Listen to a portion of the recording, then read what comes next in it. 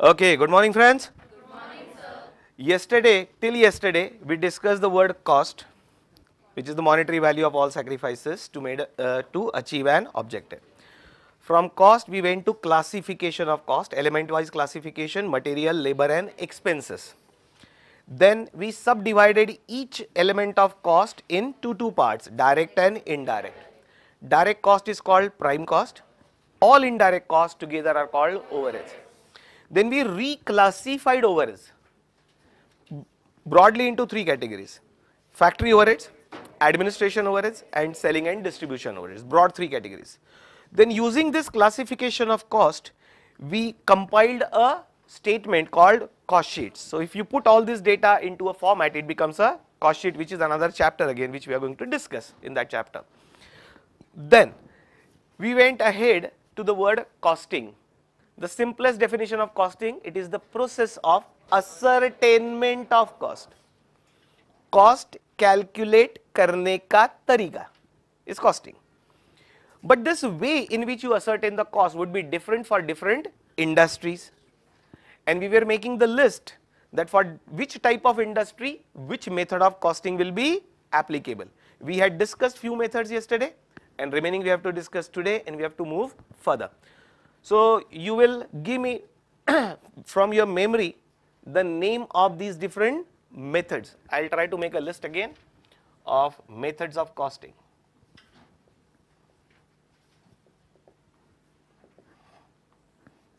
Come on. Very good. Job costing,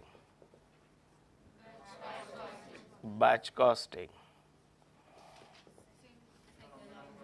right, single output or single unit costing or just output costing, various names, but single output is a better word.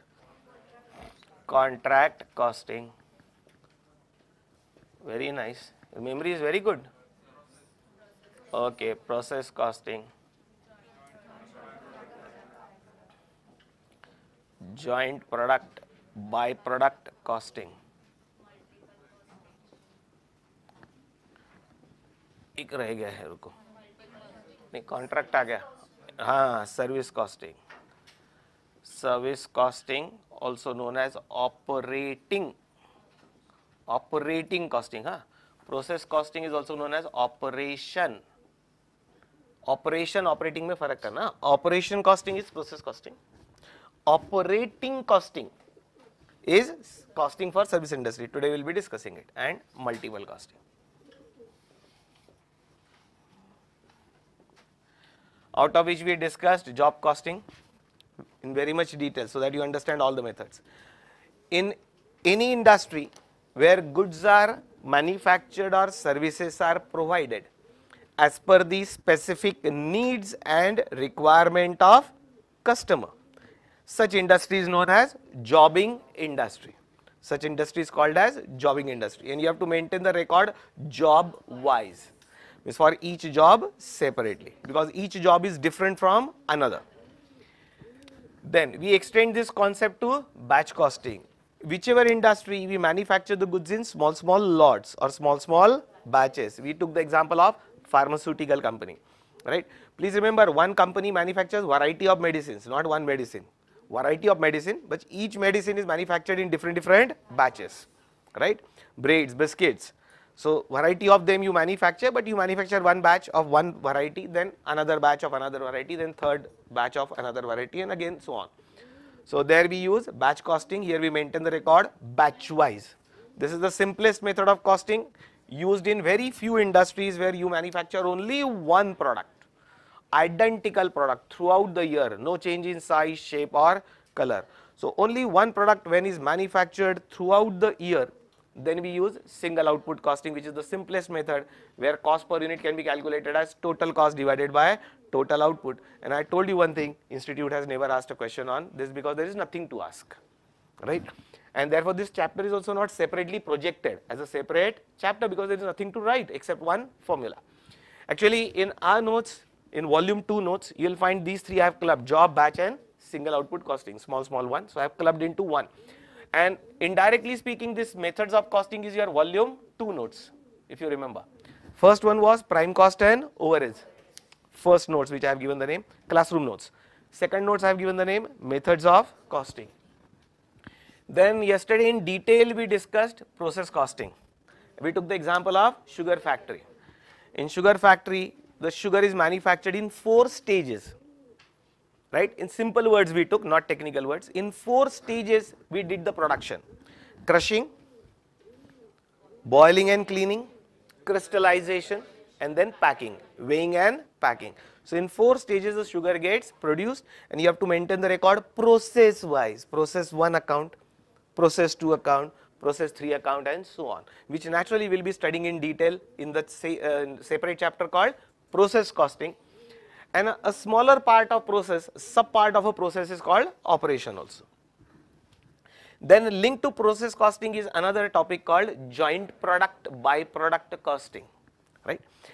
If you remember yesterday's last discussion, in first crushing process you get sugarcane juice which goes to the next process, but you get bagasse, जिसको हम कचरा बोलते थे, उसका technical नाम है bagasse. So it's not a कचरा, कचरा means waste. तो वेस्ट नहीं है, वेस्ट यानी जिसकी कोई कीमत नहीं, उसको बोलते हैं हम waste, which we have to throw. On the contrary फेंकने के पैसे लग सकते हैं, वेस्ट. तो वेस्ट में और इसमें फर्क है, इसका नाम है, इसका कुछ काम है, इसलिए इसको नाम क्या दिया है, बगैस, क्योंकि एक प्रोडक्ट है. ठीक है, उसकी वैल्यू उतनी ज्यादा नहीं है, वैल्यू ज्यादा नहीं है, इसीलिए तो उसको हम बुलाते हैं बाय प्रोडक्ट. वैल्यू ज्यादा रहती है उसकी मार्केट में तो उसको बुलाते हैं हम जॉइंट प्रोडक्ट. तो joint product is one whose economic value और मार्केट वैल्यू इज हायर. जिसकी इकोनॉमिक वैल्यू और मार्केट वैल्यू बहुत कम है लेकिन वो कचरा नहीं है, तो उसको हम बुलाएंगे बाय प्रोडक्ट. बाय प्रोडक्ट, एक प्रोडक्ट है वो. तो उस प्रोडक्ट को हम कहते हैं बगैस, जो फ्यूल करके यूज कर सकते हैं आप इलेक्ट्रिसिटी जनरेशन के लिए. पेपर इंडस्ट्री एज इनपुट करके यूज करती है टू मैन्युफैक्चर पेपर पल्प. तो शुगर फैक्ट्री में प्रोसेस कॉस्टिंग तो आप लगाएंगे, लेकिन साथ में ये भी लगाना पड़ेगा, क्योंकि एक प्रोसेस से एक से ज्यादा आउटपुट मिल रहा है. When a single process gives you multiple outputs, then we have to also make use of joint product byproduct costing. Second process में भी वो जो मलाई निकलती है boiling and cleaning process में, वो मलाई का नाम था molasses. वो molasses को distillation किया, यानी और एक प्रोसेस करनी पड़ती है distillation process, तो उससे बनता है अल्कोहल, और अल्कोहल से वैरायटी ऑफ प्रोडक्ट बनते हैं. लिकर भी बनती है, इंडस्ट्रियल अल्कोहल बनता है for industrial use, medicinal alcohol. खांसी की जो दवा रहती है ना दोस्तों, कभी ध्यान से पढ़ना उसके लेबल पे, खांसी की दवा में कुछ % अल्कोहल रहता है, और इसीलिए नींद आती है खांसी की दवा पीने से, क्योंकि इसमें अल्कोहल रहता है. एथेनॉल बनता है जो हम पेट्रोल के साथ मिक्स करके फ्यूल के लिए यूज करते हैं गाड़ी चलाने के लिए. It's a very good fuel. Ethanol is a very good fuel to run the vehicle, right. Environment friendly fuel है, उसमें कार्बन डाइऑक्साइड नहीं निकलता है. तो एथेनॉल भी उसी से बनता है. स्पिरिट बनता है. अरे इतना क्या, डॉक्टर के पास इंजेक्शन लेने जाओ तो इंजेक्शन लगाने के पहले कुछ लगाता है, ठंडा ठंडा लगता है, अरे वो स्पिरिट ही तो है. वो बना कैसे था, वो कचरे से, बांस मारने वाले कचरे से. हाँ, अब कचरा नहीं बोलेंगे, मोलासेस बोलेंगे, क्योंकि उसका नाम है, उसका काम है. तो मोलासेस था वो. तो ऐसे बाय प्रोडक्ट्स भी मिलते हैं, and then sugar gets produced. Anyway, तो यहां तक हमारा डिस्कशन हो चुका था. अब बचे हुए पे चलते हैं. Contract costing. Contract costing is just a larger version of job costing. इसका बड़ा रूप है, is a contract costing. Know why I said this. Suppose if I am a contractor and I got a contract from the government to construct a flyover bridge at one place. At another place I got the contract of construction of a dam on a river. Third place I got a contract of construction of airstrip, airport modernization work. So I have got 3 contracts at different places. हम हर contract को बोलते हैं site, यदि आपको याद हो तो. Contractor बोलते हैं ये साइट पे काम चल रहा है, ये साइट पे चल रहा है, तो you can call it as site 1, site 2, site 3, right. Bangalore site, Pune site, Mumbai site, ऐसा भी बोल सकते हैं. ये तीनों काम अलग अलग है, जस्ट लाइक अ जॉब. ये जैसा काम दिया जाएगा उसके हिसाब से कंप्लीट करके देना पड़ेगा. कॉन्ट्रैक्ट कॉस्टिंग में ऐसा है कि मैंने फ्लाईओवर ब्रिज बना के शोकेस में रख दिए, आप आइए जो पसंद आए खरीद के ले जाइए. ऐसा पॉसिबल है क्या? नहीं. कहने का मतलब you have to execute the contract as per the need and requirement of customer. तो ये तो सेंटेंस इसके लिए भी बोला था मैंने. Where the goods are manufactured or services are provided as per the need and requirement of customer, we call it as job costing. वही डेफिनेशन में इसके लिए भी बोल रहा हूं. तो यहां तक सिमिलर है. कौन? जॉब कॉस्टिंग और कॉन्ट्रैक्ट कॉस्टिंग सिमिलर है, वो सेम नहीं है. The only difference is contracts are large in nature and it takes more than 1 year to complete the contract. If the work can be completed in less than 1 year, it goes to job costing. If the work requires more than 1 year, it goes to contract costing. बस इतना ही फर्क है. So each contract is a job, but it takes longer time. अब जैसे construction of flyover bridges को 5 साल लगने वाले, 5 years it will take to get it completed. और मुझे प्रॉफिट फर्स्ट ईयर में निकालना है. कैसे निकल सकता है क्या? पहली बात, काम ही कंप्लीट नहीं हुआ है, work is not yet over. Really speaking you can calculate actual profit only on completion. 5 साल खत्म होने के बाद पूरी कॉस्ट पता चल जाएगी, रेवेन्यू से कंपेयर करूंगा और प्रॉफिट आएगा.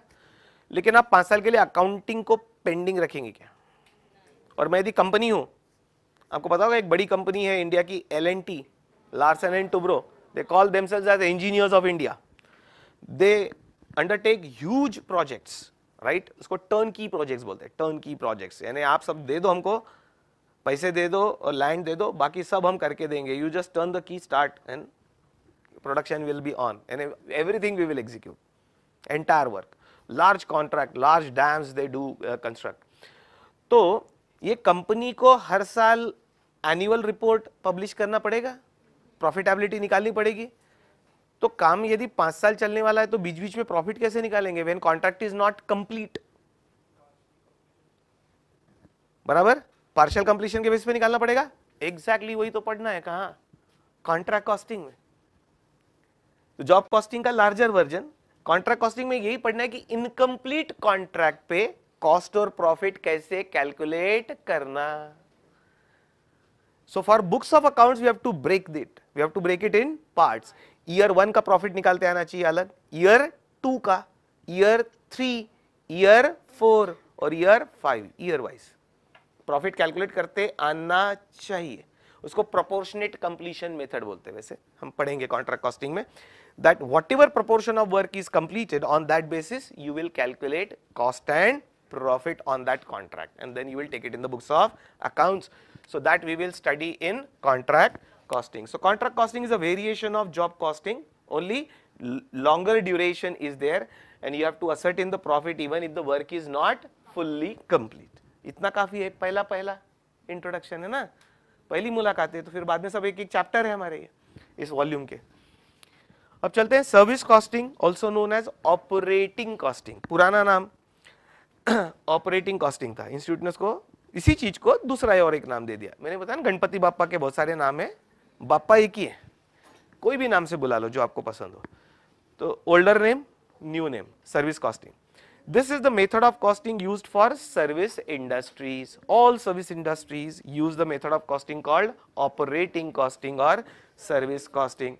क्योंकि ज़्यादा बातें मैन्युफैक्चरिंग की हो रही थी और होती हैं क्लास में, लेकिन सर्विस इंडस्ट्री भी तो बहुत बड़ी है, तो उसके लिए अलग से मेथड है. फिर चाहे वो कोचिंग इंस्टीट्यूशंस हो, इंश्योरेंस कंपनी हो, एयरलाइन हो, होटल यानी अकोमोडेशन, रेस्टोरेंट नहीं है, होटल यानी रूम लेके हम वहाँ रहते हैं, accommodation, goods transport, passenger transport, ये सब क्या है?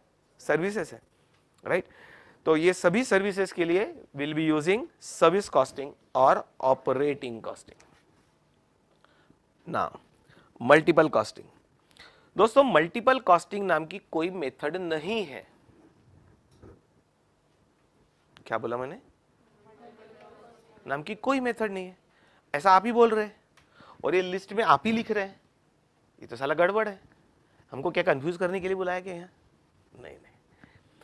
इस नाम की अलग मेथड नहीं है, लेकिन when you make use of more than one method together, method यही है 1 to 7, but when you make use of more than one method together, it means when you use multiple methods of costing, you are said to be following multiple costing.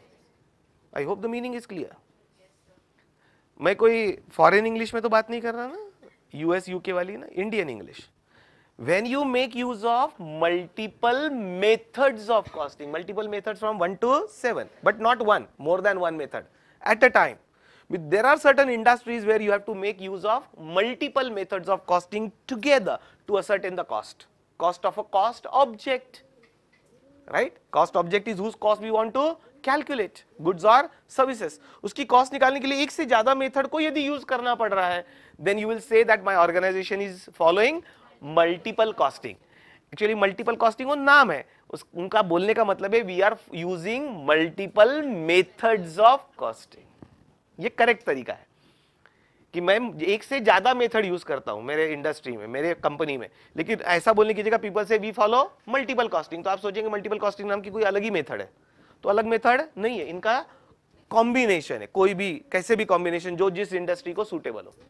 अब आप बोलेंगे sir फिर example तो समझाओ। चलो हम चलते हैं हॉस्पिटल, सिर्फ इमेजिनरी, हाँ जाना नहीं है। हॉस्पिटल में आपने देखा होगा पेशेंट को जब डिस्चार्ज मिलता है कुछ दिन बाद, तो उसकी बिलिंग प्रोसेस कंप्लीट करने में जरा टाइम लगता है, डिस्चार्ज में काफी टाइम लगता है वो बिल सेटल करने में। रीजन उसमें इतनी मल्टीपल सर्विसेज रहती है, कुछ कॉमन सर्विस रहती है, जैसे टाइप ऑफ रूम्स रहते हैं यानी होटल के जैसे, अरे भाई जनरल वार्ड, फिर स्पेशल वार्ड, फिर नॉन एसी, एसी, फिर क्या एकदम सुपर फाइन, फिर आईसीयू, तो कुछ अकोमोडेशन चार्जेस लगते हैं। फिर आप वहीं से मेडिसिन भी लेते हो, उधर मेडिकल स्टोर रहता है, उसका भी बिल उसमें ऐड करना है। फिर जो एक्सपर्ट डॉक्टर जिन्होंने ऑपरेट किया, कंसल्ट किया, उनकी फीस उसमें ऐड करना है, बराबर है। फिर वहाँ पर वो पैथोलॉजी लैबोरेटरीज रहती हैं, वो ब्लड सैंपल चेक किया, यूरिन सैंपल चेक किया, जो भी किया, तो वो सब का भी रिपोर्ट आता है, वो सब वहीं रहता है कि भाई आपको इधर से भागना ना पड़े, सब inside, everything inside, but there are all different different services. वो सबको क्लब करके फिर आपका बिल बनता है। फिर उसमें से आपने कुछ एडवांस पे किया, वो माइनस करके बचा हुआ बिल लेके फिर आपको बोलते हैं गुड बाय टाटा, राइट, और जरूरत पड़े तो फिर से आ जाना। हॉस्पिटल वालों ने नहीं बोलना चाहिए ये, बाकी हम मेहमान को बोलते हैं ना और आइए अगली बार, तो हॉस्पिटल वाले ने बोलना, क्या बोलना चाहिए एक्चुअली रिसेप्शनिस्ट ने फाइनल बिल पे कर समय, भगवान करे आपको फिर यहाँ आने की जरूरत ना पड़े, लेकिन उसको निकाल देंगे काम से, ऐसा बोला उसने। तो हॉस्पिटल के एडमिनिस्ट्रेशन वाले क्या बोलेंगे, उनको बोलने का हम रेडी आपकी सेवा के लिए तत्पर है, बार बार आइए। एनीवे, मैं भी वो व्यक्ति नहीं हूँ, मैंने भी शायद आपको बोला था या भूल गया, आई डोंट नो, मेरी भी इच्छा है मुझसे एक ही बार पढ़ो और अगली स्टेज पे निकल जाओ, बार बार वापस मेरे पास आने की जरूरत ना पड़े और वापस रिवीजन करने की जरूरत ना पड़े। एक स्टेज में इंटरमीडिएट क्लियर, सीए फाइनल, उसके बाद सीधा नेशनल प्रॉपर्टी यानी सीए। तो सर्विस कॉस्टिंग में मैं वो हॉस्पिटल पे था। अब आप देखेंगे हॉस्पिटल में कुछ सर्विसेज कॉमन है जो सभी को दी जाती है, और कुछ specific as per need and requirement of patient है। कॉमन सर्विस यानी टाइप ऑफ अकोमोडेशन, वो सभी के लिए है, उसमें से सिर्फ आप चूज कर लो, वैरायटी उसमें से एक चूज करो। ध्यान देना मैं क्या बोल रहा हूं, अकोमोडेशन में क्लासिफिकेशन है लेकिन वो सबके लिए है, उसमें से आप एक ले लो, उसको हम बोलते हैं कॉमन सर्विस, राइट। फिर उधर फूड स्टफ्स रहेंगे, मील्स वगैरह, जैसे थाली मिलती है खाने की, तो समझो सबके लिए कॉमन यदि है तो वो कॉमन सर्विस में आया। कॉमन सर्विस यदि दी आपने जो सभी कस्टमर को दी जाती है तो वो आता है सर्विस कॉस्टिंग में। और जो इंडिविजुअल सर्विस है जो आइडेंटिफाइबल उसी पेशेंट से है, ध्यान रखना मैं क्या बोल रहा हूं। कॉमन सर्विस यानी फूड सभी पेशेंट को एक साथ सर्व किया जाता है भाई, अकोमोडेशन सबके लिए है, लेकिन जो डॉक्टर फीस ले रहा है वो उस ऑपरेशन के कॉम्प्लिकेशन पे डिपेंड करता है और वो इंडिविजुअल चार्ज करता है, ये पेशेंट के ऑपरेशन की फीस इतनी, तो वो हो गया जॉब कॉस्टिंग। मेडिसिन वो स्पेसिफिक है, पर्सन टू पर्सन, यानी आप निकाल सकते कितने रुपए की मेडिसिन इस व्यक्ति के लिए लगी। पैथोलॉजी टेस्ट, तो कुछ चीजें specific service to that patient है और कुछ service common for all patient है। तो common service for all patient के लिए भी यूज सर्विस कॉस्टिंग, लेकिन उसमें मिक्सचर है, ये भी है प्लस ये भी है, तो you have to make use of job costing plus operating costing यानी सर्विस कॉस्टिंग, तब जाके उसकी कॉस्ट निकल के आती है। यानी उसके तो सॉफ्टवेयर बन गए, हॉस्पिटल एडमिनिस्ट्रेशन के सॉफ्टवेयर बन गए तो हो जाता है, लेकिन सभी डिपार्टमेंट से उनको लिंक करना पड़ता है, तो सभी डिपार्टमेंट का डेटा क्लब करते और बना देते। पहले बहुत मुश्किल काम हुआ करता था, अभी हॉस्पिटल ऐसे वैरायटी ऑफ हॉस्पिटल्स और बिग साइज हॉस्पिटल्स बन गए तो उन्होंने सॉफ्टवेयर भी लगा दिए। वैसे सॉफ्टवेयर का एक टेक्निकल नाम है, ये सभी सॉफ्टवेयर जो बड़े ऑर्गेनाइजेशन को हैंडल करते हैं, आपने नाम सुना होगा इसका, ERP बोलते हैं, जनरल नेम, जेनरिक नेम है ना, ERP, enterprise resource planning software. फिर जो बनाने वाली कंपनी वो सॉफ्टवेयर को एक नाम भी देती है, ERP, एंटरप्राइज रिसोर्स प्लानिंग। मुझे लगा आपको पता होगा, टेक्नोलॉजिकल चीज है। ERP सॉफ्टवेयर बोलते हैं इसको, एंटरप्राइज रिसोर्स प्लानिंग, ये जेनेरिक नाम है। फिर जो कंपनी जो सॉफ्टवेयर बना के देती है वो सॉफ्टवेयर का कोई नाम रख देती है। एक एग्जांपल दे देता हूं ना, बैंकिंग सॉफ्टवेयर में आजकल जो बैंक्स चलती हैं वो सब ERP प्लेटफॉर्म पे चलती है, क्योंकि उसके अलावा कोई रास्ता ही नहीं है। यानी रियल टाइम बेसिस पे सब अपडेशन, सब रिपोर्ट एक ही सॉफ्टवेयर में कंसोलिडेट होती है। तो इन्फोसिस का एक बहुत पॉपुलर सॉफ्टवेयर है for banking industry. Infosys company आपको पता है, और उसका एक पॉपुलर सॉफ्टवेयर है फॉर बैंकिंग कंपनीज। तो इन्फोसिस ने उसको नाम दिया है, कुछ लोगों को तो पता होगा। Very good, Finacle. Finacle is the name given by Infosys to a software which they have prepared for banking industry. ERP का एक अभी नाम ले लिया मैंने मुंह से, तो जिनको नहीं पता उनके लिए बता दूं। ERP का मतलब कुछ नहीं है, ERP is a name of a software, but it is one software which takes care of all your needs. It's a well integrated software. यानी आपने एक बार ERP पैकेज लगा दिया, सॉफ्टवेयर लगा दिया, तो फिर और कोई सॉफ्टवेयर की जरूरत नहीं है। Everything included in one software. यानी आपके ऑर्गेनाइजेशन में जो जो चीज की जरूरत है वो सब एक ही सॉफ्टवेयर में आपके काम की चीज आ गई। That is called ERP। तो बना के देना पड़ता है हर ऑर्गेनाइजेशन को, उसकी रिक्वायरमेंट के हिसाब से वो सॉफ्टवेयर बना के देना पड़ता है। एनीवे, तो जो सॉफ्टवेयर कंपनी ये सॉफ्टवेयर बना के देती है, हर बैंक, हर इंश्योरेंस कंपनी, हर ऑर्गेनाइजेशन के लिए, आप चाहो तो एकेडमी का भी सॉफ्टवेयर बनवा सकते हैं ERP किसी सॉफ्टवेयर कंपनी से। तो सॉफ्टवेयर कंपनी के लिए ये हो गया जॉब कॉस्टिंग, क्योंकि उनको हर एक के लिए उनके रिक्वायरमेंट के हिसाब से सॉफ्टवेयर बना के देना है, उनके लिए जॉब हो गया। एनीवे, मैं बोल रहा था हॉस्पिटल में आजकल ERP सॉफ्टवेयर यूज होता है, वो किसी कंपनी से खरीदते हैं सॉफ्टवेयर, तो उसमें सब ये रिपोर्ट्स अलग अलग डिपार्टमेंट की मर्ज करते हैं और फिर आपको बिल मिलता है और फिर वो सेटल होता है। थोड़ा टाइम लगता है उस प्रोसेस में। एनीवे, तो ये हो गया मल्टीपल कॉस्टिंग की बात कर रहा था मैं। एक और एग्जांपल देता हूं मल्टीपल कॉस्टिंग का। एक वर्ड यूज करूंगा जो थोड़ा सा एक्सप्लेन किया था मैंने पहले, असेंबली लाइन इंडस्ट्री। मैंने असेंबली वर्ड यूज किया था पहले। Now I am using the word assembly line industry. Assembly line industry is any such industry where components and parts are first manufactured and purchased, or manufactured or purchased, and then they are assembled together to manufacture a finished product. थोड़ा सा imagination हुआ, फिर example लेंगे। Any industry where lot of components and parts are manufactured oblique purchased and then they are assembled together to manufacture a finished product. Any such industry is known as assembly line industry. All automobile industries, all automobile industry यानी two wheeler बनाओ, three wheeler बनाओ, four wheeler बनाओ, truck बनाओ, tempo बनाओ, कुछ भी बनाओ, all automobile industries are assembly line. Imagine करो टाटा मोटर्स को, थोड़ा इमेजिन करो,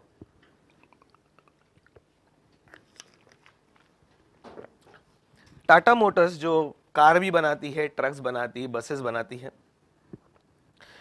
उसमें कितने सारे पार्ट्स लगते होंगे। एक ट्रक, जैसे एक टाटा का एक छोटा ट्रक है 407 कोड वाला एक ट्रक है, बहुत पॉपुलर ट्रक है वो, मीडियम साइज वाला। यदि आपको उसके पार्ट्स गिनना है तो एक बार खोल लेना, उसको गिन लेना, वापस जोड़ देना। एनीवे, बीच बीच में मेरी आदत है ऐसा बोलने की, आपको समझ सकते हैं कौन सा सब्जेक्ट से रिलेटेड और कौन सा प्रेशर लूज करने के लिए बीच बीच में है, समझ लिया करना। थोड़ी दिन में समझ जाएंगे आपकी व्यक्ति कैसा है, क्या क्या ध्यान में रखना और क्या छोड़ना है। एनीवे, कहने का मतलब उसमें थाउजेंड्स ऑफ पार्ट्स लगते हैं। अरे इतना काय को, आपके एक टू व्हीलर कभी घर पे खोल लेना, संडे को छुट्टी रहे तो, और गिन लेना, तो thousands of part two wheeler में ही लग जाते हैं। अब इसमें से कुछ कंपोनेंट पार्ट्स वो खुद बनाते हैं। जैसे जनरली ऑटोमोबाइल इंडस्ट्री क्या करती है, उसमें का जो मेन इंजन है और चेसिस यानी उस गाड़ी की बॉडी, उसको बोलते हैं चेसिस, इंजन और कुछ क्रिटिकल कंपोनेंट पार्ट्स जो बहुत ही पेटेंटेड है, जो बाहर वाला बना के नहीं दे सकता, ये वो खुद बनाते हैं। बाकी सब कंपोनेंट पार्ट्स बाहर से खरीदते हैं, जैसे मिरर हो, विंडशील्ड हो, टायर हो, ट्यूब्स हो, स्पीडोमीटर हो, इलेक्ट्रिक वायर हो, केबल्स हो, वाइपर्स हो, क्या क्या नहीं लगता गाड़ी में, नट्स हो, बोल्ट्स हो, बहुत सारी चीजें लगती है, ये सब वो बाहर से बनवा के लेते। So some component parts, important component parts or critical component parts, they manufacture themselves, including engine, and other component parts they purchase from outside. अब ये सब पार्ट्स रेडी हैं ऐसा समझो, अब उसको जोड़ेंगे तो ट्रक बनेगा। तो मैं जस्ट इमेजिन करने लगा रहा हूं आपको असेंबली लाइन इंडस्ट्री, फिर आपको कभी टाइम मिले तो यूट्यूब वगैरह पे सर्च मार के किसी की प्रोसेस देख लेना, अभी नहीं है क्लास में, हाँ कभी और फुर्सत में। असेंबली लाइन यानी ऐसी, इसको असेंबली लाइन बोलते समझो, ऐसा कन्वेयर बेल्ट है, इसके दोनों तरफ वर्कर्स खड़े हैं, दोनों तरफ ऐसे पूरे वर्कर्स हैं और उनके पास कंटेनर्स है, यानी बिन उसको बोलते हैं, जिसे हम डस्ट बिन बोलते हैं ना, वैसे बिन्स यानी कंटेनर्स। तो कंटेनर में पार्ट्स है, और वर्कर यहां लाइन से खड़े हैं, ऐसे बहुत सारे वर्कर्स हैं, उनके पास कुछ टूल्स इक्विपमेंट्स हैं, और ये कन्वेयर बेल्ट पे चेसिस को रोल करते हैं। ट्रक की जो रॉ चेसिस रहती है जिसके ऊपर ट्रक बनता है, वो चेसिस यहां से रोल होती है। ये दोनों साइड के वर्कर, उनके पास कंपोनेंट पार्ट्स और टूल्स है, हैंड टूल्स, उससे वो एक एक पार्ट जोड़ते जाते हैं दोनों तरफ से, और ये चेसिस मूव हो रही है आगे, और दोनों तरफ के वर्कर्स उनको जो जो काम दिया है, कौन से पार्ट जोड़ना, किस यानी पहले क्या जुड़ेगा फिर क्या जुड़ेगा, वो पार्ट्स जुड़ते जाते हैं और ये चेसिस रोल होते जाती है। सब पार्ट जुड़ने के बाद एंड में the entire truck is ready. Chassis is a raw body. आपने कभी हाईवे पे चलते समय ऐसा देखा होगा कि कोई ड्राइवर, सिर्फ उसकी केबिन है और पूरा खाली ट्रक, नया का नया, कुछ भी नहीं है, वो जा रहा है, वो चेसिस है, राइट। तो चेसिस के ऊपर दोनों तरफ से कंपोनेंट पार्ट जोड़ दिए तो पूरा ट्रक रेडी हो जाता है। तो इसको क्या बोलते हैं, assembly line. Assembly line industry, where component parts are attached, means assembled and a finish product is manufactured. एक ऑटोमोबाइल इंडस्ट्री, दूसरी electronic goods industry. All electronic goods are assembly line industry, including your mobile phone. Mobile phone में भी ढेर सारे parts लगते हैं, electronic parts है उसमें, उसकी विंड स्क्रीन है, क्या क्या नहीं है उसके अंदर, ऊपर सॉरी विंड स्क्रीन बोल रहा हूँ, उसकी स्क्रीन है और उसके अंदर के पार्ट्स है। आपका कैलकुलेटर ले लो, वो भी असेंबल हुआ है, अलग अलग पार्ट्स। आपका लैपटॉप ले लो, राइट, वॉशिंग मशीन ले लो, टेलीविजन ले लो, रेफ्रिजरेटर ले लो, ये सब कंपोनेंट पार्ट्स असेंबल होके बनने वाला प्रोडक्ट है, जिसको बोलते हैं assembly line industry. Electronic goods, automobile, and you can imagine, right. तो सबका कुछ ना कुछ टाइप का ऐसे प्रोसेस रहता है, and then workers assemble the parts and it gets manufactured. सिर्फ ऑटोमोबाइल इंडस्ट्री में थोड़े से कंपोनेंट पार्ट ज्यादा होने से उसकी असेंबली लाइन लंबी रहती है, लेकिन एक वॉशिंग मशीन रही तो वो यहीं पर 5 वर्कर खड़े रह के अपने अपने पार्ट्स असेंबल कर देंगे, यहीं की यहीं हो जाएगी, बन जाएगी शायद, क्योंकि इसमें पार्ट्स और कंपोनेंट्स कम है। और ये असेंबली लाइन इंडस्ट्री को जन्म देने वाला है हेनरी फोर्ड। नाम सुना होगा ना, फोर्ड मोटर्स जिसने फॉर्म की। तो Henry Ford first came out with this assembly line concept, और उससे प्रोडक्शन बहुत फास्ट हो गया। दूसरी चेसिस रोल होती है, अपना काम चालू करते ही आगे गई, जब तक ये लोग वर्कर अपना अटैच कर रहे हैं, वो चलते जा रही, सब लोग अपना अपना काम करते जा रहे, अंदर chassis rolling out, and you will find in few minutes one truck roles out, finish product roles out from the end of the assembly line. अभी एग्जांपल क्यों दिया, असेंबली लाइन इंडस्ट्री के लिए, यानी आपको टाटा मोटर्स और ट्रक बनाना है और ट्रक की कॉस्ट निकालना है। देखो कौन से मेथड से निकलती, इसमें से 7 में से। और जो ट्रक की भी बहुत वैरायटीज है उनके पास, यानी एक ही कंपनी में वैरायटी ऑफ ट्रक्स बनते हैं, type of trucks, type of cars, ये छोड़कर बोल दो इसमें से कौन सी एक मेथड से बना सकते हैं।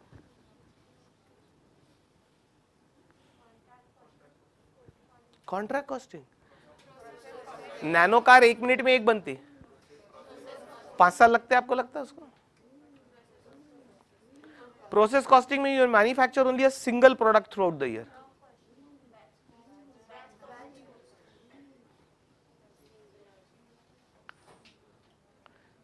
अरे भाई आप क्या सोच रहे, टाटा मोटर्स एक ही 407 ट्रक ही बनाती पूरे साल भर में, आप सिंगल आउटपुट कॉस्टिंग बोल कैसे रहे। उनकी तो कार कितने टाइप की है, variety of cars, variety of trucks, buses. Single output बोलने के पहले एक सोच लो, single identical product throughout the year, तो सिंगल आउटपुट, वो तो बहुत कम इंडस्ट्री में यूज होता है। मल्टीपल कॉस्टिंग यूज हो सकता है। अरे भाई इसीलिए तो वो एग्जांपल दिया था आपको एक, हाँ मैंने बोला इसके अलावा, तो आप बोल दे जा रहे, इसलिए तो आपको रोक के रखा था मैंने, छुपाया इसीलिए था कि इसके अलावा किसी एक मेथड जो आपको सूटेबल लगे। कहने का मतलब वो एक मेथड से काम नहीं होता है, वैरायटी ऑफ व्हीकल्स आप बनाते हो, variety of types of vehicles, उसमें से कुछ पार्ट खरीदते हो, कुछ पार्ट खुद बनाते हो। अब जैसे एक पिस्टन नाम का एक इंजन में पार्ट लगता है, वो पिस्टन को आप बैचेस में बनाते हो, तो वहां पर बैच कॉस्टिंग लगा के एक पिस्टन की कॉस्ट निकाल लो। इंजन शायद आप एक एक यदि बनाते होंगे तो जॉब कॉस्टिंग लगा लो एक एक इंजन के लिए, यदि एक एक बनाते होंगे वो भी बैचेस में बनता होगा तो बैच कॉस्टिंग लगा लो। कुछ कंपोनेंट पार्ट्स प्रोसेस से बनते होंगे तो वहां प्रोसेस कॉस्टिंग लगाओ। एक्चुअली आपको अलग अलग टाइप के कंपोनेंट पार्ट्स के लिए अलग अलग मेथड यूज करनी पड़ेगी। पहले तो कंपोनेंट पार्ट्स की कॉस्ट पता चलेगी, कुछ पार्ट्स बाहर से खरीद लेंगे तो रेडीमेड कॉस्ट पता चल जाएगी, परचेस कॉस्ट। जैसे ट्रक टायर खरीद लिए, ट्यूब खरीद लिए, वाइपर्स खरीद लिए, बैक मिरर खरीद लिया, तो परचेस कॉस्ट इजीली मिल गई। जो आप मैन्युफैक्चर करते हो उसकी आपको या तो जॉब कॉस्टिंग से निकालनी पड़ेगी या बैच कॉस्टिंग से या प्रोसेस कॉस्टिंग से, पहले कंपोनेंट पार्ट्स की निकालनी पड़ेगी और अब ये सबको जोड़ के फिर वो ट्रक की कॉस्ट निकलेगी। कहने का मतलब आप पूरी कंपनी में एक मेथड यूज कर सकते क्या? नहीं। एक्चुअली टाटा मोटर्स को बहुत पहले जब मैं ICWA कर रहा था, कॉस्ट अकाउंटेंसी का कोर्स, तब मैंने विजिट किया था टाटा मोटर्स की फैक्ट्री को। तब उसका नाम टेल्को था। टेल्को पुराना नाम, अभी हो गया टाटा मोटर्स। टेल्को का फुल फॉर्म था Tata engineering and locomotive company, क्योंकि उनका प्लान था लोकोमोटिव इंजन बनाने का। फिर गवर्नमेंट ने बोला प्राइवेट वालों को हम देने वाले नहीं है काम, तो टाटा ने बोला नाम ही चेंज कर दो, तो टेल्को से नाम क्या चेंज करके कर दिया, टाटा मोटर्स ओनली। मैं बहुत पुरानी बात बोल रहा हूँ, यानी अभी तो 25-30 साल पुरानी बात, अभी तो कितने चेंजेस हो गए होंगे वहां पर। लेकिन वहां पर ऐसे अलग अलग डिपार्टमेंट है, यानी उसको क्या नाम दिया था, अच्छे उन्होंने नाम दिया था, चलो अभी सही बोलते हैं, department A, department B, department C, department D, ऐसे ही नाम समझते। तो हर एक डिपार्टमेंट वो अलग अलग काम करता था सिर्फ कंपोनेंट पार्ट्स बनाने का। तो एक डिपार्टमेंट में एक मेथड यूज हो रही, दूसरे डिपार्टमेंट में दूसरी मेथड, ऐसा करके और कुछ परचेस करते और फिर वो असेंबली लाइन पे वो ट्रक बनता है। So as a Tata Motors company, you cannot rely on one method. You have to make use of multiple methods, and therefore, actually using multiple methods is called multiple costing. तो ये नाम का अलग chapter तो नहीं है, लेकिन उसका मतलब आपको समझाया। Now, this all we are going to study in volume 2. अब volume 3 पे भी ले ही चलता हूँ ना। क्या नाम था उसका? Techniques of costing. Very good. तो हम आते हैं टेक्निक्स ऑफ कॉस्टिंग पे।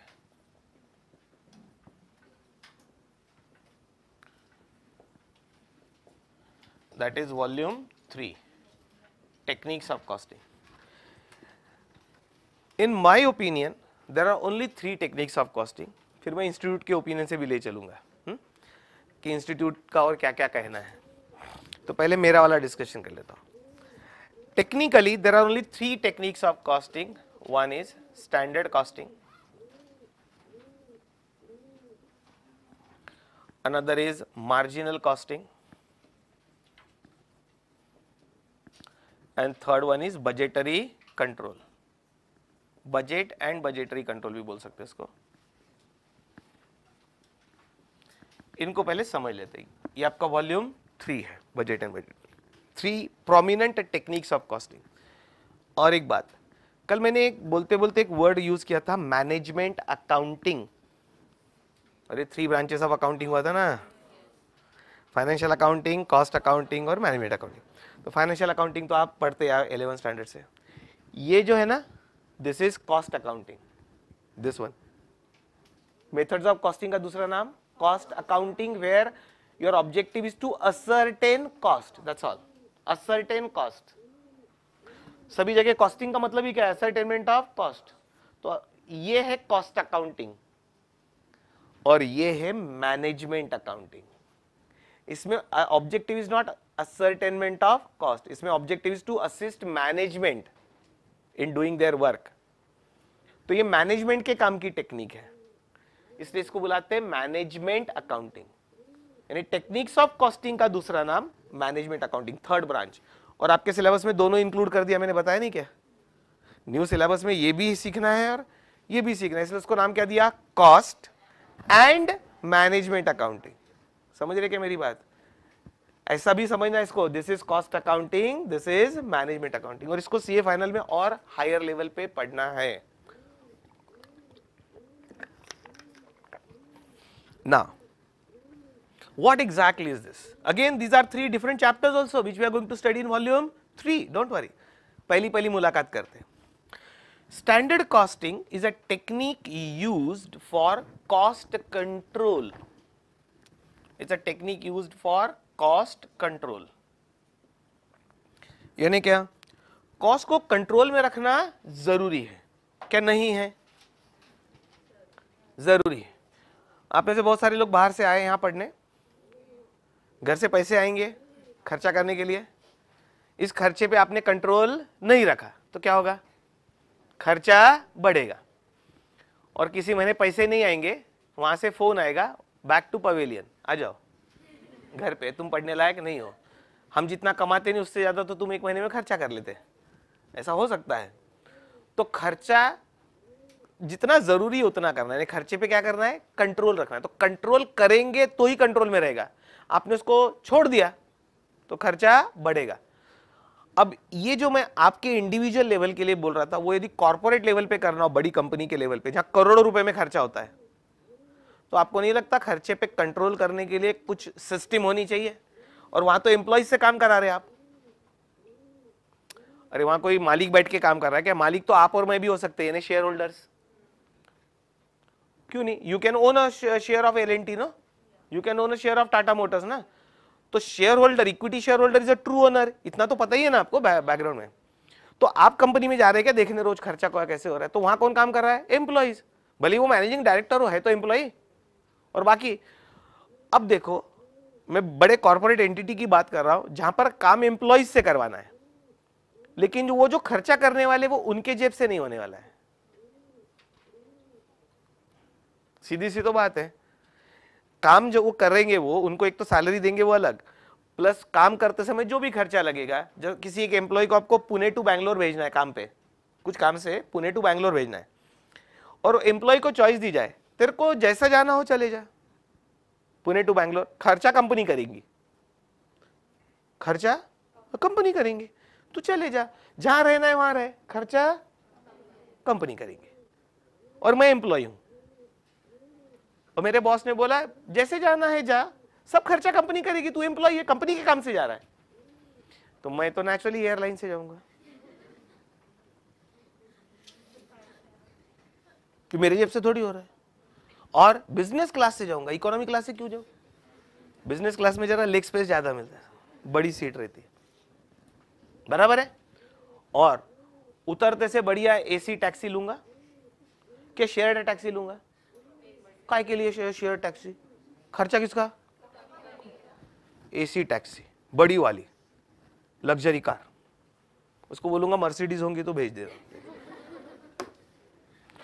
और 5 स्टार देख होटल कौन सी मिलती बैंगलोर में. 7 स्टार रहे तो ज्यादा अच्छा है वैसे, लेकिन नहीं हो तो चलो 5 स्टार से काम चला लेंगे.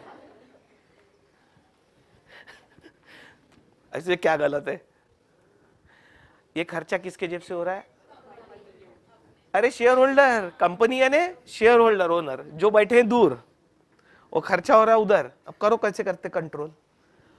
और इस पे यदि कोई कंट्रोल रखा ही नहीं तुमने तो फिर उसको बोलते हैं ना वाट लग गई. तो जो एम्प्लॉय खर्चा करने वाला उसके जेब से लगने वाला नहीं है वो पैसा, पैसा लगने वाला है कंपनी का, और उस पर आपका कंट्रोल नहीं है तो फिर हो गया. तो दोस्तों खर्चे पे कंट्रोल रखने के लिए कुछ तरीका तो होगा, कुछ टेक्निक तो लगानी पड़ेगी. दोस्तों वही टेक्निक का नाम है स्टैंडर्ड कॉस्टिंग, जो और डिटेल में पढ़ेंगे हम. ब्रीफ में बताना है वो हर एक्टिविटी का या हर काम का खर्चा कितना लगना चाहिए, ये पहले कैलकुलेट किया जाता है. ये सब टॉप मैनेजमेंट के काम की चीजें, लोअर लेवल पे नहीं. टॉप मैनेजमेंट को लोअर लेवल पे कैसे कंट्रोल रखना उसकी तरीके है ये, इसीलिए इसका नाम मैनेजमेंट अकाउंटिंग है. तो हर चीज पे खर्चा कितना लगना चाहिए वो पहले कैलकुलेट कर लेते, एस्टिमेट कर लेते, उसको बोलते हैं हम स्टैंडर्ड कॉस्ट. क्या बोलते हैं उसको? स्टैंडर्ड कॉस्ट, यानी कितना खर्चा लगना चाहिए था. और जब एक्चुअल खर्चा होता है तो वो अकाउंटिंग रिकॉर्ड से वो इंफॉर्मेशन लेते हैं कि एक्चुअल खर्चा कितना लगा. मैं ब्रीफ बता रहा हूं आपको स्टैंडर्ड कॉस्टिंग का, एक झलक सिर्फ कि स्टैंडर्ड खर्चा कितना लगना चाहिए था. अब अपन छोड़ो इमेजिनरी बात की जगह ऐसे इस पे आ जाते हैं. ये पेन मैन्युफैक्चर करना है हमको, तो हमने ये सोचना है कि इस पे खर्चा लगना कितना चाहिए था. तो कंपनी ने स्टैंडर्ड सेट किया कि 25 रुपीज में ये एक पीस बनना चाहिए था, स्टैंडर्ड कॉस्ट। ये 25 रुपीज क्या भाई, स्टैंडर्ड कॉस्ट यानी एस्टिमेटेड कॉस्ट। और जब एक्चुअल प्रोडक्शन हुआ तो पता चला खर्चा लगा 32 रुपीज पर पीस, जबकि लगना कितना चाहिए था, 25। So you compare standard cost with actual cost to find out the variation between standard and actual. और ये वेरिएशन यदि ज्यादा मिला, स्टैंडर्ड से खर्चा एक्चुअल ज्यादा लगा, तो फिर वो जो कंसर्न ऑफिसर है ना, जैसे प्रोडक्शन के केस में प्रोडक्शन मैनेजर जिम्मेदार है, प्रोडक्शन मैनेजर का गला पकड़ा जाएगा, ए भाई ये 25 रुपए में बनना चाहिए था पेन, ये 32 रुपीज कहाँ गए, यानी एक्स्ट्रा कितने लगे, 7 रुपीज। वो एक्स्ट्रा 7 रुपीज को शॉर्ट में बुलाते हैं adverse variance. Variation in cost, variation यानी variation between standard and actual cost, वो वेरिएशन को बुलाते हैं वेरिएंस। और एडवर्स वेरिएंस यानी पैसे ज्यादा लगे तो ये एडवर्स हुआ, और 25 रुपीज की जगह 23 लगे रहते तो वेरिएशन तो अभी भी है 2 रुपए का। 25 रुपीज लगना चाहिए था स्टैंडर्ड खर्चा और एक्चुअल लगा 23। अरे तो पैसे बचाए तुमने, तो ये भी वेरिएशन है 2 रुपए, लेकिन ये हुए फेवरेबल वेरिएशन, तो उसको बोलते हैं फेवरेबल वेरिएंस। फेवरेबल वेरिएंस और एडवर्स वेरिएंस, वेरिएशन को वेरिएंस बोलते हैं।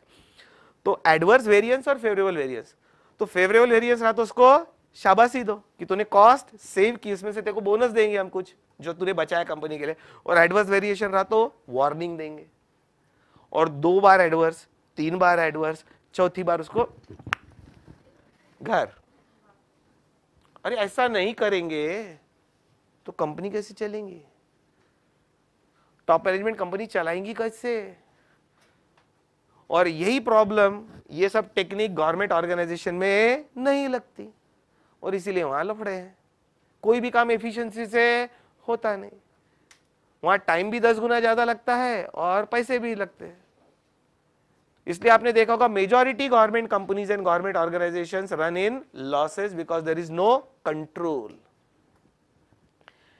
क्योंकि गवर्नमेंट की ओनरशिप यानी किसकी ओनरशिप, आप और हम ना, पब्लिक। इसलिए उनको पब्लिक एंटरप्राइजेस भी बोलते हैं ना, पब्लिक एंटरप्राइजेस बोलते हैं ना गवर्नमेंट कंपनी को, उसका दूसरा नाम है पब्लिक एंटरप्राइजेस, यानी पब्लिक की गवर्नमेंट पब्लिक की है और कंपनी गवर्नमेंट की यानी पब्लिक की है। और पब्लिक आप और मैं है, जनता। अपन एक बार इलेक्शन में चुन के देने के बाद उसके आगे कुछ नहीं करते, बोलने के लिए सत्ता अपने हाथ में है, प्रैक्टिकली स्पीकिंग कुछ भी नहीं अपने हाथ में। और वो जो पब्लिक सेक्टर एंटरप्राइज में काम करने वाले एम्प्लॉय, वो उनको क्या बोलते हैं हम, गवर्नमेंट सर्वेंट। हाँ, पब्लिक सर्वेंट्स, गवर्नमेंट सर्वेंट। वो उसका बॉस भी रहे, कोई भी रहे, उसको क्या फर्क पड़ता है, बोले खर्चा ज्यादा लगे या कम लगे, किसका लग रहा है, गवर्नमेंट का, यानी किसका लग रहा है, पब्लिक का। मेरे जेब से क्या जा रहा है, मेरे को क्या करना है। तो सब जगह काम ऐसे ही है, इनएफिशिएंट काम है, और इसीलिए गवर्नमेंट कंपनीज लॉस में चलती है। उसका कारण ये, वहां ये लगाते ही नहीं।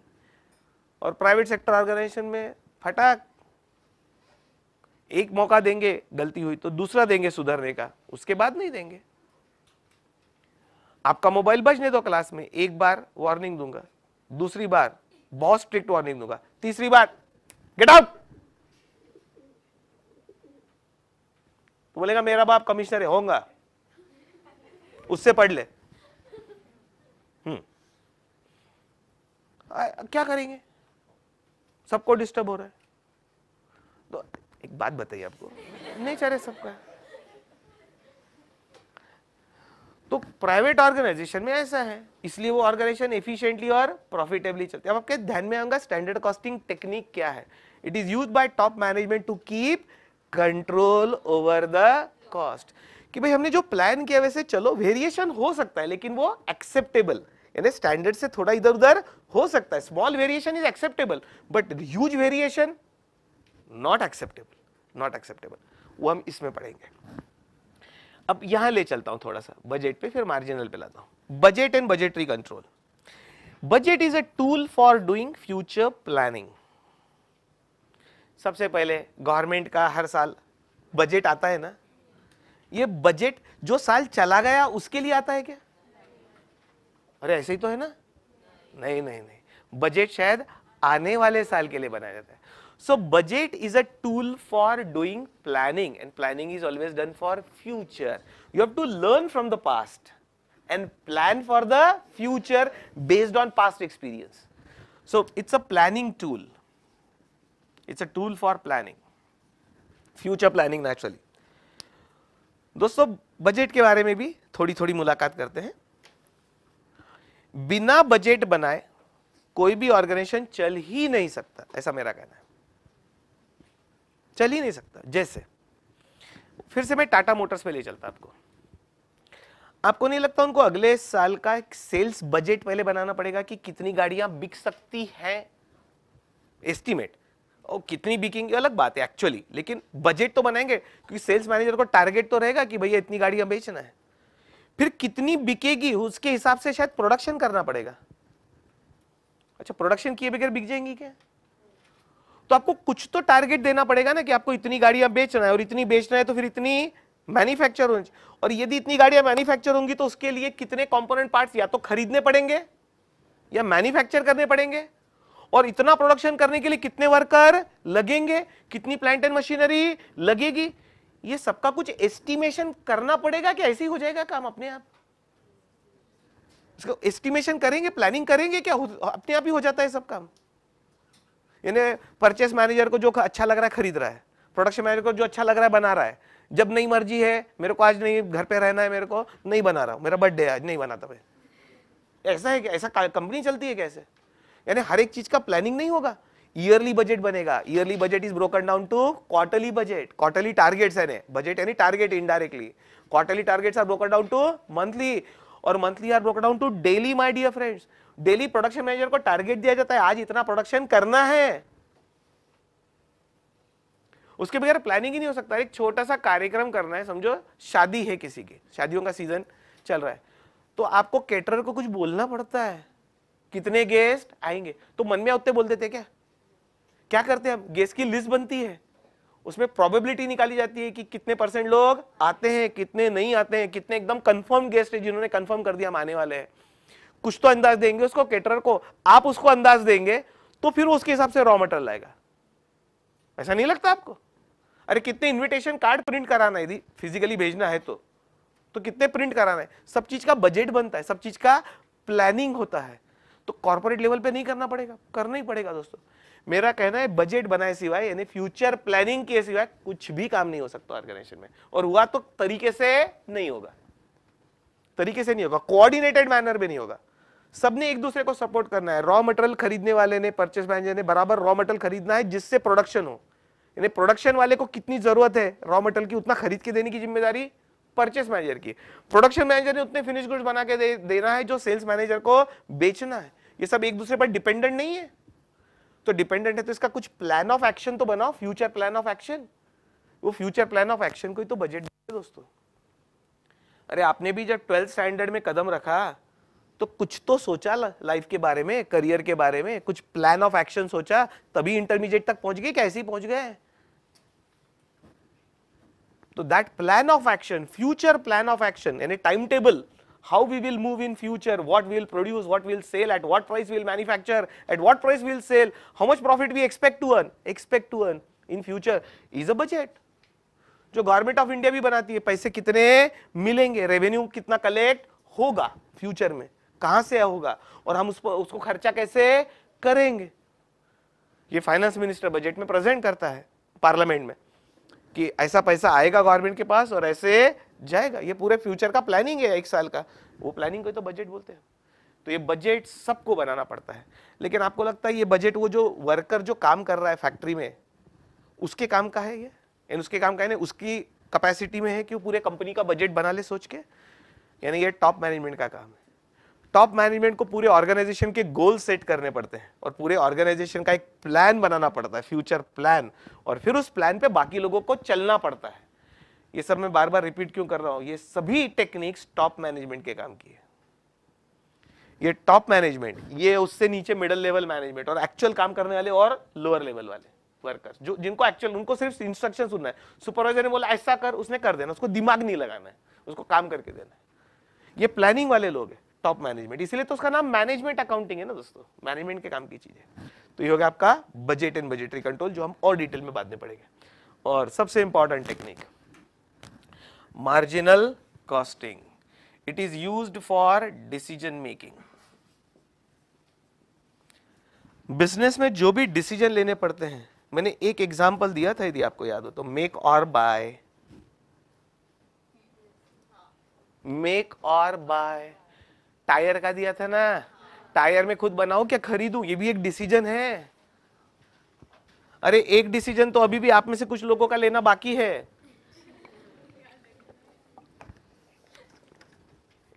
कुछ लोगों ने ले लिया है, कुछ लोगों ने ले लिया ने रजिस्ट्रेशन कर लिया है, कुछ लोग सोच रहे हैं अभी बीसीए करूं क्या नहीं, कोचिंग लगाऊं क्या नहीं, लगाऊं तो किसके यहाँ लगाऊं, तो अभी भी डिसीजन पेंडिंग ही है। तो दोस्तों डिसीजन मेकिंग में जो टेक्निक मदद करती है उसका नाम है marginal costing, which helps management to take variety of business decision. रोज ही उनका काम ही, टॉप मैनेजमेंट का काम ही रोज डिसीजन मेकिंग है। अब भाई सिंपल काम मैं बनाऊं क्या बाहर दे दूं, आउटसोर्स कर दूं, बाहर से खरीद लूं, राइट या कोई काम में लॉस हो रहा है तो इसको चलने दूं क्या रोक दूं, आप बोलेंगे लॉस हो रहा है तो बंद करो, इतना आसान नहीं है डिसीजन ना, हम पढ़ेंगे, राइट। यानी कभी कभी कुछ लॉस मेकिंग काम या एक्टिविटीज को कंटिन्यू करने में ज्यादा फायदा रहता है क्योंकि उससे दूसरे और कनेक्टेड चीजें रहती है, तो सब एंगल से सोचना पड़ता है, राइट, कि वो काम करना है नहीं। तो हर पग पे आपको डिसीजन लेना है, बिजनेस डिसीजंस लेना है। अरे भाई कार का नया मॉडल लॉन्च करना है या नहीं करना है, या कितने मॉडल लॉन्च करना है इस साल में, या अभी भी हमने वो डीजल इंजन वाली कार बनाना है या सिर्फ पेट्रोल वाली बनाना है। शायद ऑटोमोबाइल कंपनी ने कुछ लोगों ने लिया कि डीजल वाली कार अब बना के कोई फायदा नहीं, क्योंकि पहले डीजल और पेट्रोल के रेट में बहुत ज्यादा फर्क हुआ करता था। एग्जाम्पल के लिए डबल का, यानी डीजल यदि 50 रुपए लीटर यानी 30 रुपए लीटर मिलता था तो पेट्रोल 60, एग्जाम्पल, हाँ इतना फर्क था काय में, डीजल और पेट्रोल इंजन में। गवर्नमेंट ने फर्क ही खत्म कर दिया। गवर्नमेंट ने पेट्रोल और डीजल की प्राइस को इतना पास लिया है कि अब डीजल की गाड़ी बनाने में कोई मैटर ही नहीं रहा। पहले डीजल की गाड़ी इसलिए बनती थी कि उसमें कॉस्ट सेविंग होता था, फ्यूल का कॉस्ट बचता था, इसलिए क्योंकि डीजल इंजन महंगा आता है, डीजल गाड़ी महंगी आती है, लेकिन वो वहां सेव होता था पैसा। अभी वो नैरो कर दिया एकदम, उसमें बहुत ज्यादा डिफरेंस नहीं बचा। लेकिन पेट्रोल की गाड़ी एफिशिएंट ज्यादा होती है, petrol vehicle is more efficient then diesel.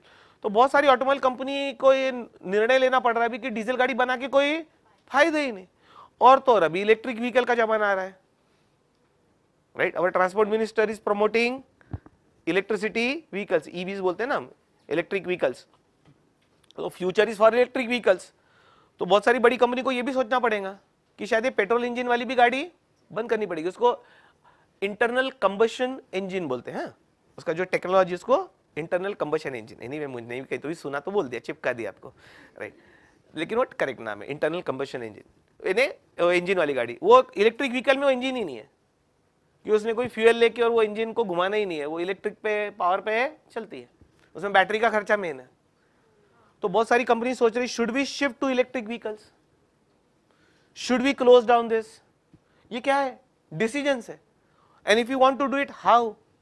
फिर धीरे धीरे ये पेट्रोल डीजल के इंजन वाली गाड़ियों का प्रोडक्शन कम करो, फिर एक कोई और जगह खरीद लो, इसका प्लांट लगाओ, किसका, इलेक्ट्रिक व्हीकल का, उसमें मेन कॉस्ट 50% कॉस्ट तो बैटरी की है, तो या तो बैटरी हम बनाएंगे या फिर कहीं से अच्छी एफिशिएंट बैटरी सस्ती वाली मिलती क्या वो लेंगे। कुछ तो सोचना पड़ेगा कंपनी को आगे चलाने के लिए, और कुछ नहीं किया, डिसीजन ही नहीं लिया तो बस 2 साल में कंपनी बंद हो जाएंगी, तुम भी घर जाओ मैं भी घर जाता। ये सब डिसीजन लेने में जो मदद करती है वो टेक्निक का नाम है मार्जिनल कॉस्टिंग टेक्निक। थोड़ा सा अंदाज आया होगा आपको, राइट। ये एक्चुअली सीए फाइनल का सिलेबस है, लेकिन इंस्टीट्यूट ने बोला कि ट्रेलर यहीं से दिखवा के पहुंचाओ, तो स्टूडेंट्स को पता रहे फाइनल में जाना है क्या नहीं। शायद ये इंस्टीट्यूट का ऑब्जेक्टिव होगा कि थोड़ी पहचान करा दो यहाँ, तो बच्चा सोच लेगा कि ये पढ़ना और हायर लेवल पे जाऊं क्या नहीं सीए फाइनल में, कि अपन यहीं से बाय बाय टाटा। एनीवे कुछ कुछ मजाक में भी बोल दिया। ये मेरे हिसाब से 3 ही टेक्निक है कॉस्टिंग की, लेकिन कुछ चीजें मुझे मजबूरी में बोलनी पड़ती है और मैं ऑन द रिकॉर्ड बोलता हूं, सुनना ध्यान से क्या बोल रहा हूं। There are few questions which has got 3 answers. There will be few questions in CA Institute syllabus or in the exams which will have 3 answers. Those 3 answers are, one is correct answer, one is wrong answer, and one is ICAI answer.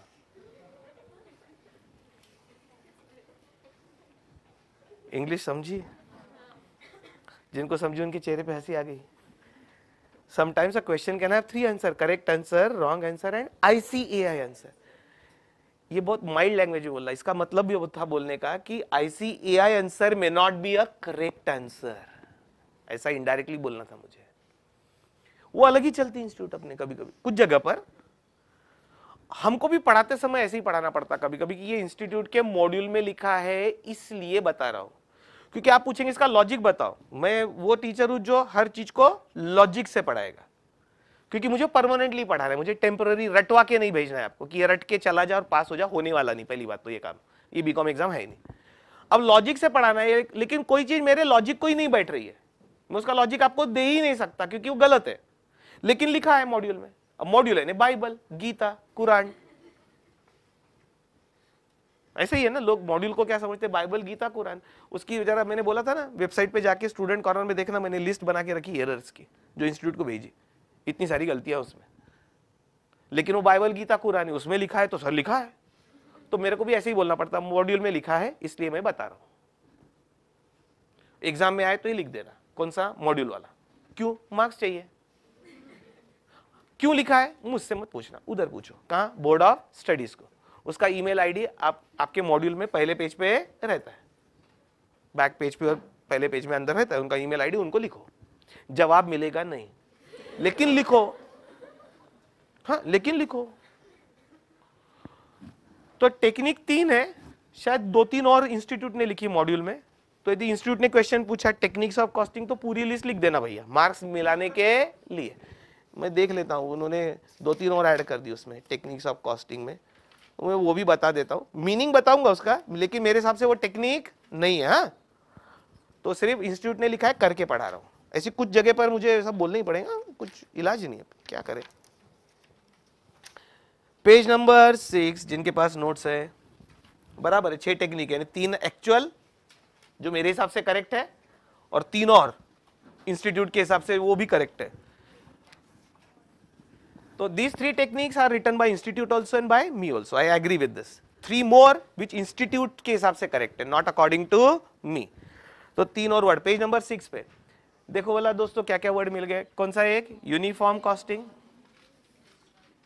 आप खुद ही समझ जाएंगे कि ये गलत है करके। हाँ, यूनिफॉर्म कॉस्टिंग और हिस्टोरिकल कॉस्टिंग, क्या पगले लोग है साले, ऑन द रिकॉर्ड। हाँ, गाली मारना तो खुल के मारना, अपने को कॉन्स्टिट्यूशन ने राइट दिया है ना, राइट ऑफ स्पीच। गलत है तो गलत ही बोलने का, क्या है। अब वो अंधा है तो अंधा ही बोलेगा ना तेरे को मैं। हाँ, और एब्सॉर्प्शन कॉस्टिंग, तो एग्जाम में थ्योरी क्वेश्चन है, write a short note, what are the techniques of costing, तो 6 के 6 लिख देने के, पूरे मार्क्स फुल। अब मैं इसका मीनिंग समझाऊंगा, इसका मीनिंग समझाऊंगा मैं, राइट। वो नाम है लेकिन वो टेक्निक में नहीं डालना चाहिए था, किसने, इंस्टीट्यूट। ठीक है, now what is uniform costing, brief में समझ लेना, क्योंकि इससे ज्यादा वो है भी नहीं कहीं पर और लिखा भी नहीं है और आपके सिलेबस में भी नहीं है वैसे। See, different companies may follow a different approach of ascertainment of cost. Actually stage पे आप कितना इमेजिन कर पाएंगे वो भी चेक करें, फिर भी कोशिश करता हूं, I will try my level best. Cement manufacturing companies है 5, A, B, C, D, E, सभी 5 कंपनी सीमेंट बनाती है और उसी क्वालिटी का सीमेंट बनाती है। क्वालिटी सबकी ऑलमोस्ट सेम है, लेकिन सबका अपना अपना ब्रांड नेम है, ब्रांड नेम तो सबका अलग रह गई। अब ये 5 कंपनी को कंपैरिजन करना है आपस में कि भाई तुम्हारी कॉस्ट कितनी है, हमारी कितनी है। इससे क्या पता चलेगा कि कौन एफिशिएंट है, कॉस्ट कंपेयर कर रहे हैं आप कि भाई दूसरी कंपनी यदि वही क्वालिटी का सीमेंट कम कॉस्ट में बना सकती है तो यार फिर हम में कुछ गड़बड़ है, फिर तो हमको कहीं इंप्रूवमेंट करना है। तो पर्पस है कि कंपैरिजन करके, इसको कहते हैं इंटर फर्म कंपैरिजन, उसका भी टेक्निकल नाम है, क्या है, इंटर फर्म कंपैरिजन। आप सुनते हो ना इंटर कॉलेजिएट क्रिकेट मैचेस, यानी जब एक कॉलेज दूसरे कॉलेज से कहता है तो एक कंपनी यानी फर्म, ऐसा बोलते हैं। इंटर फर्म कंपैरिजन का मतलब एक फर्म का कंपैरिजन दूसरे फर्म से। फर्म का मतलब यहां पर सिर्फ पार्टनरशिप फर्म मत समझना, फर्म यानी ऑर्गेनाइजेशन। तो जब आपस में एक कंपनी दूसरे कंपनी से कंपेयर करती है तो उसको कहते हैं इंटर फर्म कंपैरिजन। और जो कंपनी को ये इंटर फर्म कंपैरिजन करना है, अच्छा पहली बात क्यों करना है, इसका पर्पस क्या है कि आपको एक दूसरे से सीखना है कि कौन कहां सही है, कौन कहां गलत है, कौन अच्छा काम कर रहा है। भाई किसी की मटेरियल कॉस्ट कम हो सकती है सीमेंट बनाने की, किसी कंपनी की लेबर कॉस्ट कम हो सकती है, यानी वो लेबर में ज्यादा एफिशिएंट है, किसी कंपनी में ओवरहेड्स कम लगते हैं, राइट, कोई कंपनी का प्रोडक्शन का स्पीड ज्यादा है, जो भी है आपको ये समझना है, एक दूसरे को एक दूसरे से समझ के उसमें से अच्छे अच्छे पॉइंट लेना है, सभी की एफिशिएंसी बढ़ाना है, ये उसका फाइनल ऑब्जेक्टिव है। Learn from each other and everybody's performance should improve, this is the final objective. उसके लिए आपको इंटर फर्म कंपैरिजन करना है। तो ये पांचों का कॉस्ट का डेटा कंपेयर करना है। मैं बहुत कंसेप्चुअली समझा रहा हूं, उसमें तो बुक की डेफिनेशन लिखी हो छोड़ दो। तो ये पांचों का डेटा कंपेयर करना है, तो एक कंपेरेबल तो होना चाहिए डेटा। जैसे फाइनेंशियल वर्ल्ड में, फाइनेंशियल मैनेजमेंट में, फाइनेंशियल मैनेजमेंट जो आपके ग्रुप 2 में है, उसमें कहते हैं कभी भी किसी का परफॉर्मेंस कंपेयर करना हो तो compare apples with apples and oranges with oranges. ये पॉपुलर प्रोवर्ब है फाइनेंशियल मैनेजमेंट में, बोलने का तरीका है ना, compare Apple with apples and compare oranges with oranges. Don't compare apples with oranges, क्योंकि कंपैरिजन ही गलत है, क्योंकि ये कंपैरिजन ही गलत है। तो ये पांचों फर्म सीमेंट ही बनाती है, इनका कंपैरिजन करना है पता करने के लिए कि कौन ज्यादा एफिशिएंट है, कौन कम है और कहां स्कोप है इंप्रूवमेंट का। तो इनका पहले डेटा कंपेरेबल करो। अब डेटा कंपेरेबल करो यानी पांचों प्रोसेस कॉस्टिंग यूज करते हैं, क्योंकि cement is a processing industry, तो प्रोसेस कॉस्टिंग यूज करते हैं, लेकिन इनके कॉस्ट कैलकुलेशन के तरीके में बहुत जगह पर डिफरेंस हो सकता है। कॉस्ट में तो डिफरेंस आएगा, मैं कॉस्ट में डिफरेंस आएगा की बात नहीं कर रहा, कॉस्ट कैलकुलेट करने के तरीके में डिफरेंस है। अब थोड़ा सा इमेजिनेशन पे ले सकता हूं, कुछ चीजें तो आपको पता है, स्टॉक वैल्यूएशन की कुछ मेथड्स है जो AS2 में पढ़ी है आपने। फीफो लीफो एवरेज पढ़ाऊंगा ना कुछ, first in first out, last in first out, क्या सभी फर्स्ट इन फर्स्ट आउट है? नहीं ना, एवरेज मेथड। दोस्तों ये मेथड ऑफ वैल्यूएशन बदल दी ना तो प्रॉफिटेबिलिटी और कॉस्ट बदलती है। डेप्रिसिएशन की करीबन 10 मेथड है फाउंडेशन में, एक तो स्ट्रेट लाइन और WDV तो है ही है, machine hour rate method, depletion method, और एक repairs provision method, annuity method, कुछ तो भी है ना, ऐसी बहुत सारी है ना। अब आपको लगता है यदि एक organisation straight line method follow कर रहा है डेप्रिसिएशन की और एक ऑर्गेनाइजेशन WDV, तो आपको नहीं लगता इनके कॉस्ट कैलकुलेशन के तरीके में फर्क होगा? अरे होगा ही ना, क्योंकि मेथड ऑफ डेप्रिसिएशन अलग अलग है। हम जब लेबर कॉस्ट टॉपिक में जाएंगे तो लेबर को वेजेस देने के तरीके हैं, there are methods by which you can remunerate the workers. दो मेथड तो मैंने भी रेफरेंस दी थी, पीस रेट और टाइम रेट, कुछ याद आ रहा है क्या जो लोग प्रेजेंट थे? यानी नंबर ऑफ पीसेस प्रोड्यूस के बेसिस पे या time spent in the factory के बेसिस पे, और भी मेथड पढ़ना है हमको वो लेबर कॉस्ट टॉपिक में। तो समझो 5 मेथड है लेबर को पेमेंट करने की, और ये सब लोग अलग अलग मेथड से पेमेंट कर रहे हैं। फिर एक ओवरहेड्स टॉपिक, ओवरहेड्स नाम का चैप्टर तो है, मैं बोल रहा हूं समझ में नहीं आएगा, ओवरहेड एब्सॉर्ब करने के, ओवरहेड्स प्रोडक्ट को चार्ज करने के अलग अलग तरीके, अलग अलग मेथड्स है। तो अलग अलग कंपनी अलग अलग मेथड यूज कर रही है, ऐसा समझो। समझ में नहीं आया तुम्हारे, लेकिन बता रहा हूं ऐसे। तो ये तरीके अलग अलग होने से इनका कॉस्ट कैलकुलेशन अलग अलग आएगा, तो कॉस्ट कंपेरेबल ही नहीं रहेगी। कॉस्ट कंपेरेबल क्यों नहीं है? क्योंकि कॉस्ट कैलकुलेशन करने का तरीका यूनिफॉर्म नहीं है। वहां से कुछ घंटी बजी, अभी नहीं बजी। कॉस्ट कंपेरेबल नहीं है, कंपैरिजन करना है, इंटरफर्म कंपैरिजन करना है, लेकिन सबका कॉस्ट कैलकुलेशन करने का तरीका अलग अलग है, इसलिए कॉस्ट कंपेरेबल नहीं है। ध्यान रखना, मैं बोल रहा हूं कॉस्ट सेम नहीं है, ऐसा नहीं बोल रहा हूं, कॉस्ट कैलकुलेट करने का तरीका सेम नहीं है।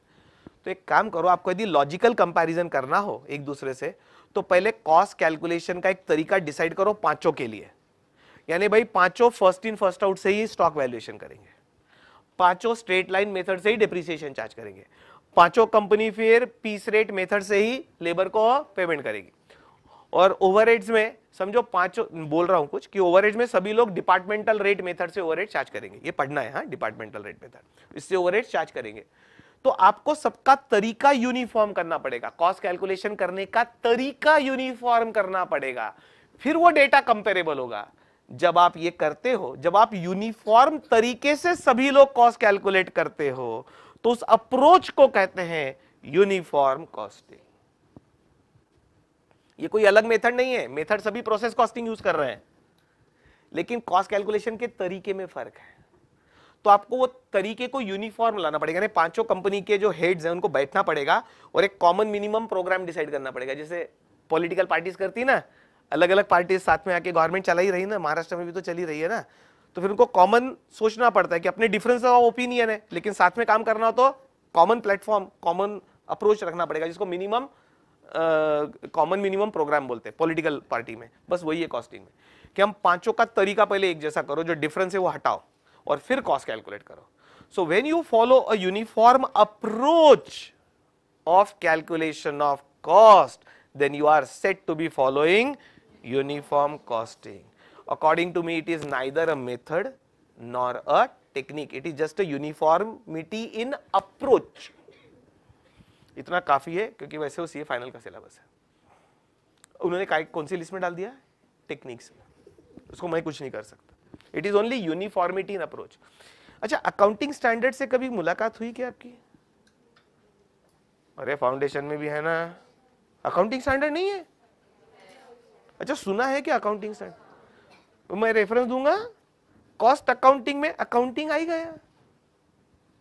हाँ, ये एक बात और बताना भूल गया था दोस्तों, ये जो हम सब्जेक्ट पढ़ रहे हैं ना, इसमें मैंने बोला था इंग्लिश और मैथमेटिक्स तो लगता ही है, और एक अजम्पशन है जो मैंने आपको लिख के नहीं दिया, अकाउंटिंग है उसमें सब्जेक्ट के, यानी अकाउंटिंग लगेगा मुझे, डेबिट क्रेडिट। यदि आपने इसको भी रख के आए होंगे ऊपर मचान पे कि फाउंडेशन पास हो गया, अपने क्या करना है कॉस्टिंग का, उससे क्या लेना है? Cost accounting is a branch of accounting, accounting तो लगेगा। ये मैंने अजम्पशन किया, इसलिए बताने की जरूरत नहीं थी, तो सबको आता है। एनीवे, अकाउंटिंग स्टैंडर्ड्स लाने का पर्पस बता देता हूं, नहीं तो अभी तो अकाउंट से पढ़ना ही आपको अकाउंटिंग स्टैंडर्ड। दोस्तों, कुछ चीज को कहते हैं हम अकाउंटिंग जगलरी। जगलरी यानी जादू। चार्टर्ड अकाउंटेंट ऐसी चीज है कि प्रोडक्शन मैनेजर और सेल्स मैनेजर कुछ भी कर ले, यदि चार्टर्ड अकाउंटेंट ने ठान लिया कि कंपनी में लॉस दिखाना है तो लॉस दिखा सकता है।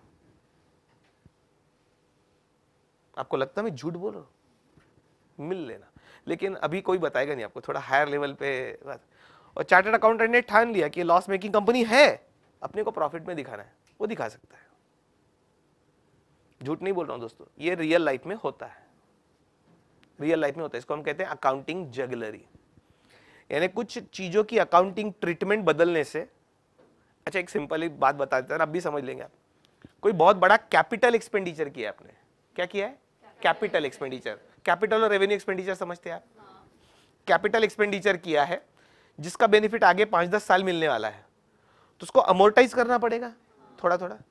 आपको कंपनी को लॉस में लाना है ना, पूरा डेबिट मार दो पीएनएल को इसी साल। हाँ, क्या होगा? अरे कैपिटल एक्सपेंडिचर को क्या ट्रीट करो? Revenue expenditure. लॉस नहीं होगा? अरे हो गई ना, तो करा दिखा सकते हैं ना। और खर्चा चार्ज ही नहीं करना। अरे ये चक्कर में वो एनरॉन नाम की कंपनी थी, कुछ पता है क्या? पावर जनरेशन की, यूएस की, वो डूब गई ना। उन्होंने जो खर्चे थे ना, रेवेन्यू एक्सपेंडिचर, उसको कैपिटलाइज करते चले गए वो, यानी बुक्स में नहीं दिखाया, एक्यूमुलेट करते चले गए, और असेट साइड दिखा रहे थे वो। शायद असेट साइड जो भी आइटम रहता है उसको डेबिट बैलेंस रहता है, और खर्चे को भी बैलेंस डेबिट रहता है। खर्चे को पीएनएल में मत चार्ज करो, उसको एक्यूमुलेट करके उसको बताओ इसका फ्यूचर में बेनिफिट मिलने वाला है, ऐसा अज्यूम करो, और असेट साइड दिखाते जाओ। उस चक्कर में एनरॉन कंपनी डूब गई, और उसके साथ एक बहुत बड़ी ऑडिट फर्म डूब गई, जो उनके ऑडिटर थे। यूएस की बहुत बड़ी कंपनी थी एनरॉन। एनीवे, नहीं पता तो मैं बता देता हूं। पहले बिग 5 फर्म हुआ करती थी। सीए की फर्म्स के नाम पता है क्या? बड़ी बड़ी फर्म के बिग 4 अभी बची हैं, ये 5th उसी में डूबी। किसमें? एनरॉन में। बिग 4 के नाम बताओ। KPMG, Deloitte, Ernst and young, यही ई&वाई ने अर्नस्ट एंड यंग, और एक पीडब्ल्यूसी, प्राइस वाटरहाउस कूपर्स, और एक थी आर्थर एंडरसन। सुना होगा तो। Arthur Anderson was 5th। There were 5 globally big firms, auditing firms. Arthur Anderson was the auditor of Enron, जिसका हेड ऑफिस कहां था? यूएस। और उन्होंने सांठगांठ करके एक्सपेंसेस को कैपिटलाइज किया, यानी रेवेन्यू एक्सपेंडिचर को कैपिटलाइज किया, और असेट साइड दिखाते चले गए, उससे क्या होगा, प्रॉफिट बढ़ेगा नहीं क्या? जो खर्चा डेबिट होना चाहिए था वो असेट दिख रहा है, यानी फिक्टिशियस असेट थी वो। फिक्टिशियस असेट बोलते हैं ना जिस असेट की कीमत नहीं, वो असेट साइड दिखा रहे हैं आप, जो कि डेबिट होना चाहिए था पीएनएल को, प्रॉफिट में दिखाने के लिए कंपनी को। और ऑडिटर थे Arthur Andersen, one of the big firms out of 5। तो एनरॉन भी डूबा जब पकड़े गए और आर्थर एंडरसन भी डूब गया, लिक्विडेट हो गया, उनके ऊपर केस चला यूएस में। तो अब 5 में से बचे 4, उसमें से भी एक डूबते डूबते बचा, पीडब्ल्यूसी। किसके ऑडिट में? सहारा। और उसके पहले मेरे ख्याल से वो, मेरे को भी याद नहीं आ रहा है EY थे कि कौन, वो एक सत्यम का बहुत बड़ा कांड हुआ था, पता है क्या? सत्यम कंप्यूटर जो था वो भी तो डूबा ना। तो उसके ऑडिटर पे उन्होंने क्या किया, उनको पता था ये ऐसे लफड़े हुए ना तो पूरी फर्म डूब सकती है, तो उन्होंने बोला सिर्फ बैंगलोर ब्रांच के जो हेड है उनको डालो जेल में, बाकी कंपनी को हाथ मत लगाओ। शायद वो EY थे या PwC थे कोई, तो मुझे भी याद नहीं आ रहा, गूगल पे बाद में मिल जाएगा। ये 4 में से एक, वो भी डूबते डूबते बचे। उन्होंने क्या किया, वो जैसे ही पकड़े गए ना, ऑडिट फर्म ने बोला भैया सिर्फ एक ब्रांच जिसने ऑडिट किया, जिन्होंने साइन किया, वो चार्टर्ड अकाउंटेंट जेल में जिन्होंने साइन किया था ऑडिट रिपोर्ट, बोले इनको डालो, पूरी फर्म को काय को पकड़ रहे तुम, जिन्होंने किया उनको ही पकड़ो, नहीं तो वो भी डूबती थी। ये सब क्या है, ये काय के एग्जांपल है, अकाउंटिंग जगलरी। अकाउंट्स में अलग अलग टाइप से ट्रीटमेंट देके आप प्रॉफिट को घुमा फिरा सकते हैं। किसी बहुत पुराने केस में जमाने की बात बता रहा हूं, शेयर मेरे पास किसी कंपनी के शेयर्स थे, नाम भी बता सकता लेकिन फायदा कुछ नहीं। उनकी एनुअल रिपोर्ट पढ़ी, आप स्टॉक को काय पे वैल्यू करते हैं, स्टॉक वैल्यूएशन आपने पढ़ा हो तो कॉस्ट और net realisable value whichever is lower. और वो कंपनी पब्लिक इशू लाई थी, पब्लिक इशू ऑफ शेयर्स, तो उनको दिखाना था कि हम प्रॉफिट में। स्टॉक काय पे वैल्यू किया था उन्होंने, सेल्स प्राइस पे, यानी जो माल बिका नहीं उसका प्रॉफिट रिकॉर्ड कर लिया, उसको सेल्स पे दिखा के। वो नीचे नोट्स में ऑडिटर ने बोल दिया था दिस इज रॉन्ग, ऑडिटर ने अपनी जान बचाई, उसने क्या किया, उसने डिस्क्लोजर यूज करके, डिस्क्लोजर रिक्वायरमेंट है ऑडिट की, उसने डिस्क्लोज कर दिया कि कंपनी ने ऐसा ऐसा किया है। कितने लोग एनुअल रिपोर्ट पढ़ते और वो नीचे की नोट्स और डिस्क्लोजर पढ़ते, कितने लोग? मैंने जैसे ही पढ़ा मैंने कहा भैया ये कंपनी में कुछ गड़बड़ है, डूबी ना वो कंपनी, डूब गई।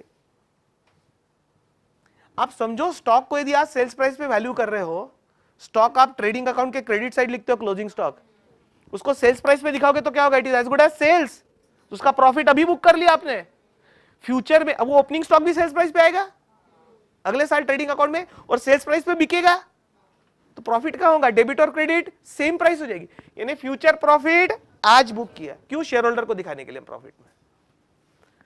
ये सब एग्जांपल क्यों देने पड़े, मैंने जब बोला कि अकाउंटिंग जगली रही थी तो आप सोच में पड़ गए कि ऐसा क्या होता है, ऐसा बहुत होता है। और अभी देखो मैं कहां से कहां ले गए यार, देखो मुझे, मैं किधर था, यूनिफॉर्म कॉस्टिंग पे, तो अकाउंट्स का एग्जांपल देने चला गया।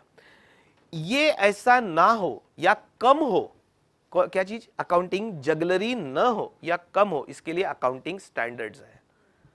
मैं आपके सिलेबस पर ही हूं, सिलेबस छोड़ के नहीं जाऊंगा, कहीं ना कहीं काम में आएगा वो।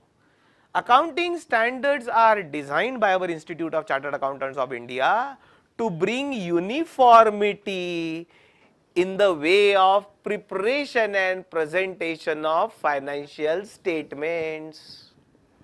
The purpose of accounting standard is to bring the uniformity in preparation and presentation of financial statement so that the data is comparable.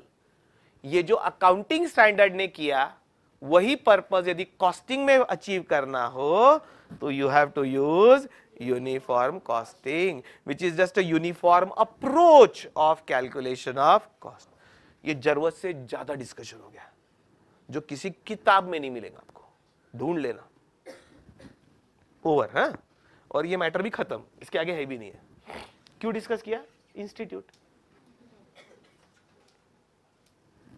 Historical costing, ये one of the fundamental accounting assumption है that we do the recording in the books of accounts at historical cost. आपने land यदि 2 करोड़ में खरीदी है तो books में 2 करोड़ में ही लेते हैं, चाहे आज उसकी मार्केट वैल्यू 10 करोड़ हो, बुक्स में आप हिस्टोरिकल कॉस्ट पर ही दिखाते हैं। अरे उसको हिस्टोरिकल कॉस्ट अकाउंटिंग जो बोलते हैं ना, वही हिस्टोरिकल कॉस्टिंग है कि you have to record the data at historical cost. अभी कोई टेक्निक हुई क्या दोस्तों? क्या है? कुछ भी। That is historical costing. तो हिस्टोरिकल डेटा ही रहता अपने पास, अकाउंटिंग में भी use historical data only. Anyway, institute absorption costing, right. Brief में बताता हूं क्योंकि एब्सॉर्प्शन कॉस्टिंग हम डिटेल में पढ़ने वाले हैं along with marginal costing. Brief में भी, यानी आप इंटेलिजेंट बच्चे हो, ब्रीफ में समझाऊंगा कि समझ लो थोड़ा सा तो मजा नहीं आएगा। तो ठीक है, थोड़ा सा ज्यादा डिटेल में बताता हूं और बाकी हम इधर पढ़ने वाले कहां, ये एब्सॉर्प्शन कॉस्टिंग को मार्जिनल के साथ पढ़ेंगे। Actually marginal costing versus absorption costing ऐसा पढ़ना है हमको। In this chapter marginal costing, we have to study how we can prepare a cost sheet or how we can calculate cost using marginal costing approach and absorption costing approach. उसमें कुछ variation है. Actually, it is again a difference in the approach of calculation of cost. Brief में यदि समझाना हो, brief में और detail में तब. Cost का और एक classification है जो हमने element wise classification किया था ना, material, लेबर और एक्सपेंसेस। इसके अलावा और एक क्लासिफिकेशन ऑफ कॉस्ट होता है मार्जिनल कॉस्टिंग के लिए, और वो है सभी कॉस्ट को हम बांटते हैं दो पार्ट में, वेरिएबल कॉस्ट और फिक्स्ड कॉस्ट। एनीवे, ये डिस्कशन में आने वाला था, इसी में, यही चैप्टर में, बेसिक कॉन्सेप्ट्स में, तो ये डिस्कस कर ही लेता हूं जब आने वाला था। तो cost can also be classified into variable and fixed category. ये अलग टाइप का क्लासिफिकेशन है, सेम कॉस्ट का। हाँ, जो मटेरियल लेबर ओवरहेड्स पढ़े ना, उसी का दूसरा टाइप का क्लासिफिकेशन इज, आप हर कॉस्ट को ऐसे सोचो कि वो वेरिएबल है या फिक्स्ड। यानी क्या सोचो, variable cost is one which varies, varies means which changes depending upon production. यानी प्रोडक्शन ज्यादा तो खर्चा ज्यादा, प्रोडक्शन कम तो खर्चा कम।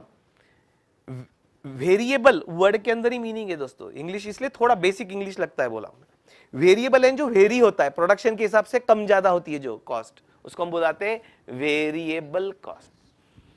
फिक्स्ड कॉस्ट, वो कॉस्ट चेंज होती नहीं, यानी प्रोडक्शन कम करो ज्यादा करो मत करो, वो खर्चा लगने वाला है, उतना ही लगने वाला है, यानी वो खर्चा क्या हो गया, फिक्स्ड। अब आप सोच में पड़ गए होंगे कि ऐसा कौन कौन सी कॉस्ट हो सकती है। बहुत सिंपल है दोस्तों, वेरी गुड, आप ही बोल रहे हो। कौन सा, रेंट को इधर डालू के इधर, फिक्स्ड। अभी ऐसे क्लासरूम मैंने किराए पे ले लिया साल भर के लिए on a rent of ₹2 lakh per month, तो और 1 साल का एग्रीमेंट कर लिया, तो मुझे 1 साल का पैसा कितना देना है, 24 लाख ना, 2 लाख पर मंथ, और 1 साल का एग्रीमेंट है, तो 24 लाख तो देना ही देना है। अब मैं इसमें कितनी भी बैचेस पढ़ाऊं और कितने भी स्टूडेंट्स पढ़ाऊं, तो खर्चा क्या हो गया, फिक्स्ड। इस खर्चे को हम बोलते हैं फिक्स्ड कॉस्ट। चलो फिक्स्ड कॉस्ट के और एग्जांपल दो। बहुत अच्छा एग्जांपल दिया आपने, रेंट। रेंट तो एकदम बढ़िया एग्जांपल है। खर्चे की बात कर रहा हूं, आपको क्या बोलना है, खर्चे का नाम बोलो। Is change in production technique is a cost? Depreciation. Depreciation when it is charged on straight line and WDV basis, और वो दो पॉपुलर ज्यादा मेथड है। उसमें आप कितने यूनिट्स प्रोड्यूस किए इसके हिसाब से मशीन का डेप्रिसिएशन चार्ज करते क्या? नहीं, आप क्या देखते फिर, समझो WDV का रेट है 25% ऑन WDV बेसिस, तो जो ओपनिंग रिटर्न डाउन वैल्यू है उसका इनटू 25% चार्ज कर दिया डेप्रिसिएशन। ऐसे किया ना, क्या प्रोडक्शन मैनेजर को पूछा कितने यूनिट बनाए तो चार्ज करो? नहीं, WDV और स्ट्रेट लाइन दोनों में हम डेप्रिसिएशन फिक्स्ड अमाउंट चार्ज करते हैं 1 साल के, इर्रेस्पेक्टिव ऑफ प्रोडक्शन, तो वो भी कहां गया, fixed cost. Staff salary and wages if it is paid on time basis, यानी मंथली सैलरी वगैरह जो दी जाती है, चार्टर्ड अकाउंटेंट को जो मिलेगा कि भाई तेरी सैलरी 1 लाख रुपया महीना, राइट।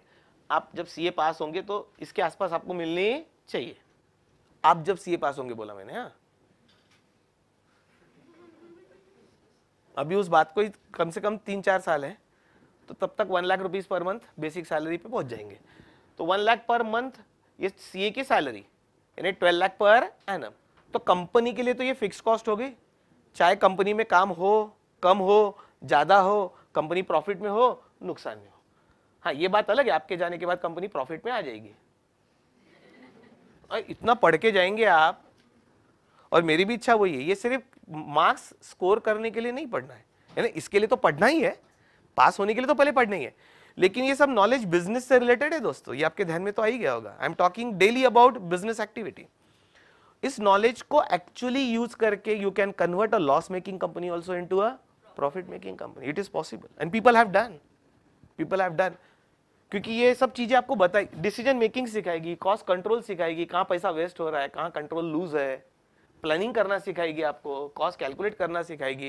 ये सब चीजों से पता चलेगा कि कहां गलती हो रही है, लॉस हो रहा है ना, कुछ तो गलती हो रही होगी ना बिजनेस में, उसको करेक्ट करो, थोड़ा इफिशिएंटली बिजनेस करो, अच्छे तरीके से करो, तो business can turn into a profit. और आज आप सीए करके ज्वाइन हुए थे, tomorrow you will become CEO. CEO पता है, चीफ एग्जीक्यूटिव ऑफिसर। इंडिया में जो हम मैनेजिंग डायरेक्टर बोलते हैं ना, उसको यूएस में सीईओ बोलते हैं, chief executive officer. 10 years down the line after joining that company you became CEO। फिर वो जो ऑर्गेनाइजेशन है जिसकी बहुत सारी कंपनीज है, तो you become group head, you are shifted to Europe, you are handling only India till that time, but that group has got business spread all across the world, so you became group CEO managing the operations throughout the country। Kamala Harris पहुंची तो गई ना वहां तक, एक step नीचे पहुंची ना कमला हैरिस।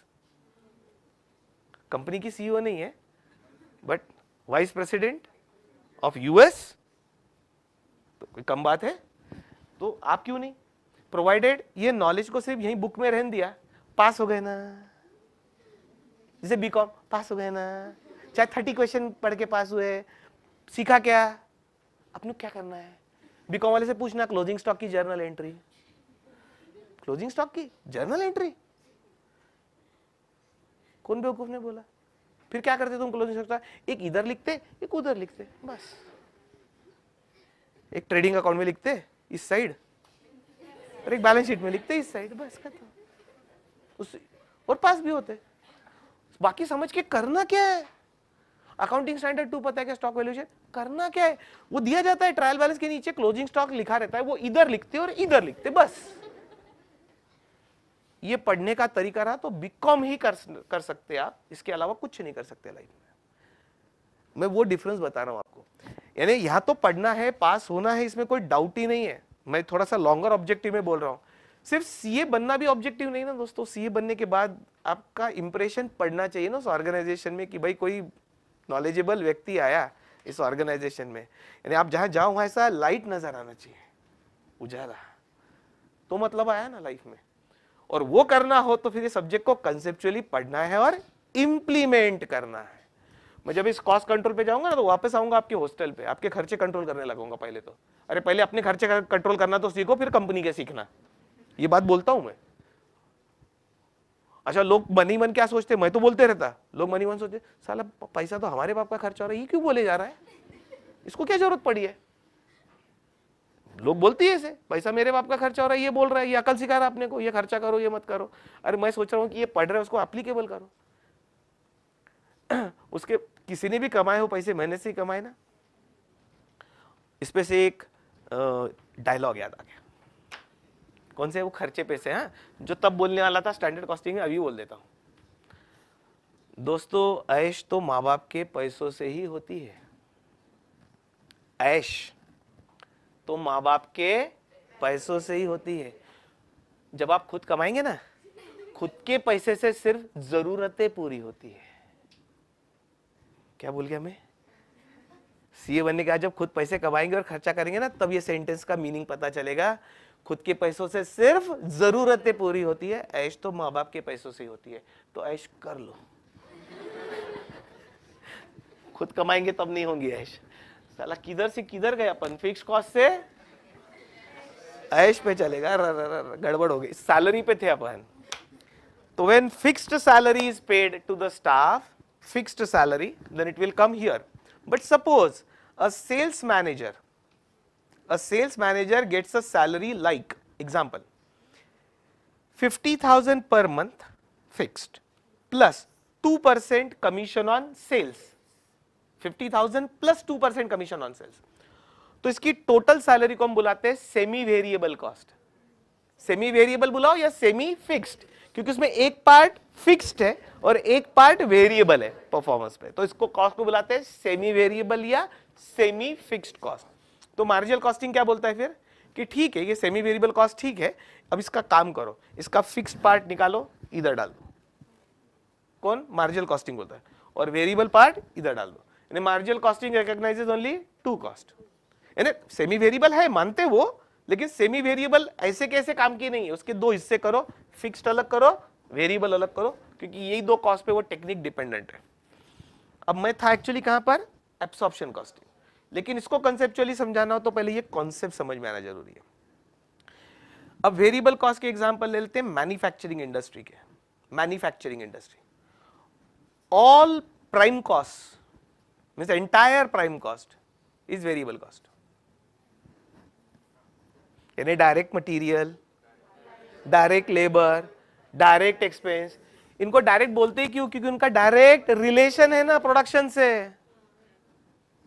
अरे मटेरियल उतना ही लगेगा जितना प्रोडक्शन करेंगे, प्रोडक्शन बढ़ेगा तो मटेरियल का खर्चा बढ़ेगा। मैं direct material, direct labour, direct expense की बात कर रहा हूं, तो ये खर्चा तो डायरेक्टली वेरिएबल है, यानी प्रोडक्शन ज्यादा तो खर्चा ज्यादा, तो prime cost by default is variable cost.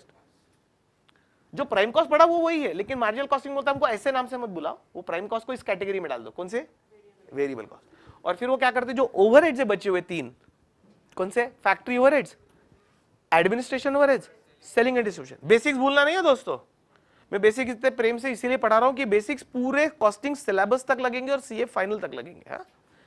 तो हमने जो कॉस्ट को क्लासिफाई किया था प्राइम कॉस्ट एंड ओवरहेड्स, बराबर, ओवरहेड्स में तीन किए थे, तो प्राइम कॉस्ट को पूरे को डाल दो इधर, किस कैटेगरी में, वेरिएबल, और ओवरहेड्स को स्प्लिट करो। ओवरहेड्स में से कुछ वेरिएबल हो सकते हैं ओवरहेड्स और कुछ फिक्स्ड, तो वेरिएबल ओवरहेड्स को इधर ले आओ, यानी variable factory overheads, variable administration, variable selling distribution. जैसे सेल्स कमीशन, ये सेलिंग ओवरहेड्स है, लेकिन वो क्या हुआ, वेरिएबल, सेल ज्यादा तो खर्चा ज्यादा, सेल कम खर्चा कम। तो ओवरहेड्स में से वेरिएबल अलग जाएंगे, फिक्स्ड अलग जाएंगे। जैसे ओवरहेड्स का और एक एग्जांपल ले लेते हैं वेरिएबल और फिक्स का। तो वेरिएबल में जो ये पावर रिक्वायर और electricity require to run the machine, machine को चलाने के लिए जो इलेक्ट्रिसिटी लगती है उसको पावर बोलते हैं, मतलब दोनों का एक ही, पावर है ना, हेवी यूज ऑफ इलेक्ट्रिसिटी। तो मशीन जब ज्यादा चलेगी तभी पावर ज्यादा कंज्यूम होगी और तभी उसका बिल भी ज्यादा आएगा। तो प्रोडक्शन ज्यादा होगा तो मशीन ज्यादा घंटे चलेगी, मशीन ज्यादा घंटे चलेगी तो पावर ज्यादा कंज्यूम होगी, यानी पावर कॉस्ट इज वेरिएबल। वो है ओवरहेड्स में, but it will come to variable category. और वही आपने फैक्ट्री रेंट बोला, प्लांट एंड मशीनरी का डेप्रिसिएशन बोला, वो भी ओवरहेड्स है, but it will go to fixed cost. Clear? और कोई आइटम सेमी वेरिएबल रहा तो स्प्लिट करके अपने अपने कैटेगरी में डाल देना। अब इतना सारा डिस्कशन सिर्फ ये समझाने के लिए हुआ कि मार्जिनल कॉस्टिंग और एब्सॉर्प्शन कॉस्टिंग में फर्क क्या है। उसमें एक छोटे से अप्रोच में फर्क है, वो मैं ब्रीफ में बता रहा हूं, डिटेल में पढ़ना है बाद में। जब हम स्टॉक वैल्यूएशन करते हैं या किसी गुड्स की वैल्यू निकालते हैं, when we do the valuation of stock, we generally do it at cost or net realizable value, whichever is lower. This is accounting. In costing we do it by default at cost. या product की cost निकालना है, right, product की cost per ही उसका stock का valuation होता है। तो स्टॉक वैल्यूएशन में कौन कौन सी कॉस्ट इंक्लूड करना, तो मार्जिनल कॉस्टिंग का कहना है और एब्सॉर्प्शन कॉस्टिंग का कहना है। मार्जिनल कॉस्टिंग का कहना है stock valuation will be done only at variable cost, यानी आप किसी प्रोडक्ट की कॉस्ट निकालेंगे तो उस कॉस्ट में कौन सी कॉस्ट लेंगे, सिर्फ वेरिएबल, फिक्स्ड नहीं। ये ब्रीफ में बता रहा हूं, डिटेल में पढ़ना है। और एब्सॉर्प्शन कॉस्टिंग का कहना है कि नहीं, दोनों लेना है, वेरिएबल कॉस्ट भी और फिक्स्ड कॉस्ट। बस तो इतना अप्रोच में फर्क है। थोड़ा सा और क्लियर कर देता हूं, पूरा नहीं क्योंकि पूरा चैप्टर है दोस्तों, बहुत बड़ा टॉपिक है। मैं अभी बताने गया तो ये छूट जाएगा, मेरा चैप्टर 1 छूट जाएगा और मैं कहीं और पहुंच जाऊंगा, इसलिए मैं उधर नहीं जा रहा हूं। पहली मुलाकात और डिटेल्ड मुलाकात में फर्क भी तो होना चाहिए ना कुछ। फिर भी मैं पहली मुलाकात में थोड़ा ज्यादा ही बता देता हूं। पहली मुलाकात में नाम के अलावा थोड़ा सा और भी बता ही देता हूं, भाई बहनों के नाम, माँ बाप के नाम भी साथ में बता देता हूं, जबकि सिर्फ नाम बताना चाहिए था पहले दिन, लेकिन मेरी आदत है ज्यादा बोलने की। एक एग्जांपल लेते हैं, ये पेन बनाने के लिए खर्चा लगा, ये लगा 30 rupees, 30 rupees is total cost. लेकिन टोटल कॉस्ट को हम ऐसे बांटेंगे, अब कैसे, वेरिएबल और फिक्स्ड। तो वेरिएबल में कौन कौन सी आ जाएगी, प्राइम कॉस्ट आएगी, और ओवरहेड्स में से कुछ वेरिएबल में और कुछ फिक्स में जाएंगे, बराबर, ऐसा क्लासिफिकेशन आएगा। तो मैं 30 रुपीज का क्लासिफिकेशन कर रहा हूं, इसमें से 20 रुपीज इज वेरिएबल कॉस्ट और 10 रुपीज इज फिक्स्ड कॉस्ट, एक यूनिट की, राइट। और टोटल कॉस्ट ये पर यूनिट है, per unit of pen, per piece of pen.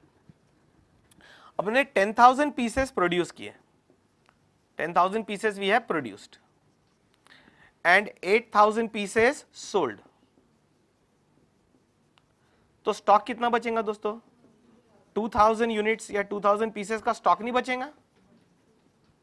तो इस क्लोजिंग स्टॉक की वैल्यू नहीं करनी पड़ेगी आपको बुक्स ऑफ अकाउंट के लिए, करनी पड़ेंगे ना। अब जरा अच्छा समझ में जाएगा आपके। यदि मैं मार्जिनल कॉस्टिंग अप्रोच से स्टॉक वैल्यूएशन करूं तो स्टॉक की वैल्यू रहेगी 2,000 यूनिट्स इंटू 20 रुपीज। सिर्फ वेरिएबल कॉस्ट पे वैल्यूएशन होगा, ओनली वेरिएबल कॉस्ट पे 2,000 यूनिट्स इंटू 20।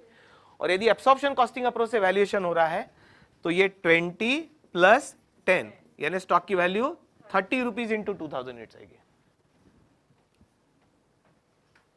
कौन से मेथड से, एब्सॉर्प्शन कॉस्टिंग। ये अप्रोच है, अप्रोच है। उसमें अप्रोच में फर्क सिर्फ एक जगह है, फिक्स कॉस्ट की ट्रीटमेंट में फर्क है।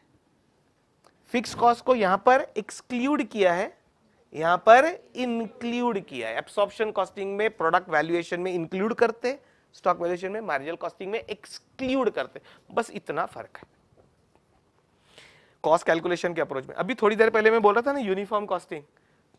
अब एक कंपनी मार्जिनल कॉस्टिंग से स्टॉक वैल्यूएशन करेगी तो वैल्यूएशन अलग आएगा, दूसरी एब्सॉर्प्शन कॉस्टिंग से करेगी तो वैल्यूएशन अलग आएगा।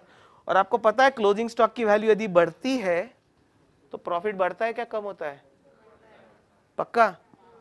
मैं अकाउंटिंग चेक करते रहूंगा बीच बीच में। कॉस्ट अकाउंटिंग में का अकाउंटिंग आपने संभालना है, कॉस्टिंग में संभालूंगा। क्लोजिंग स्टॉक की वैल्यू बढ़ने से प्रॉफिट बढ़ता है, हाँ सच, सच। अरे आप क्रेडिट साइड लिखते हैं ना क्लोजिंग स्टॉक को, क्रेडिट साइड बढ़ेगी तो प्रॉफिट बढ़ेगा। ये मैंने कंफर्म इसलिए किया, ये सब चीजें लगने वाली हैं। और मैंने देखा कभी कोई लोग बोलते सर क्या फर्क पड़ता, तो मैंने कहा भैया या तो मैं रिटायरमेंट ले लेता या तू कोर्स छोड़ दे। तो क्लोजिंग स्टॉक की बेसिक चीज को इमेजिन नहीं कर पाया रहा है उसके प्रॉफिट पे क्या फर्क पड़ेगा, तो तू गलती से आ इधर।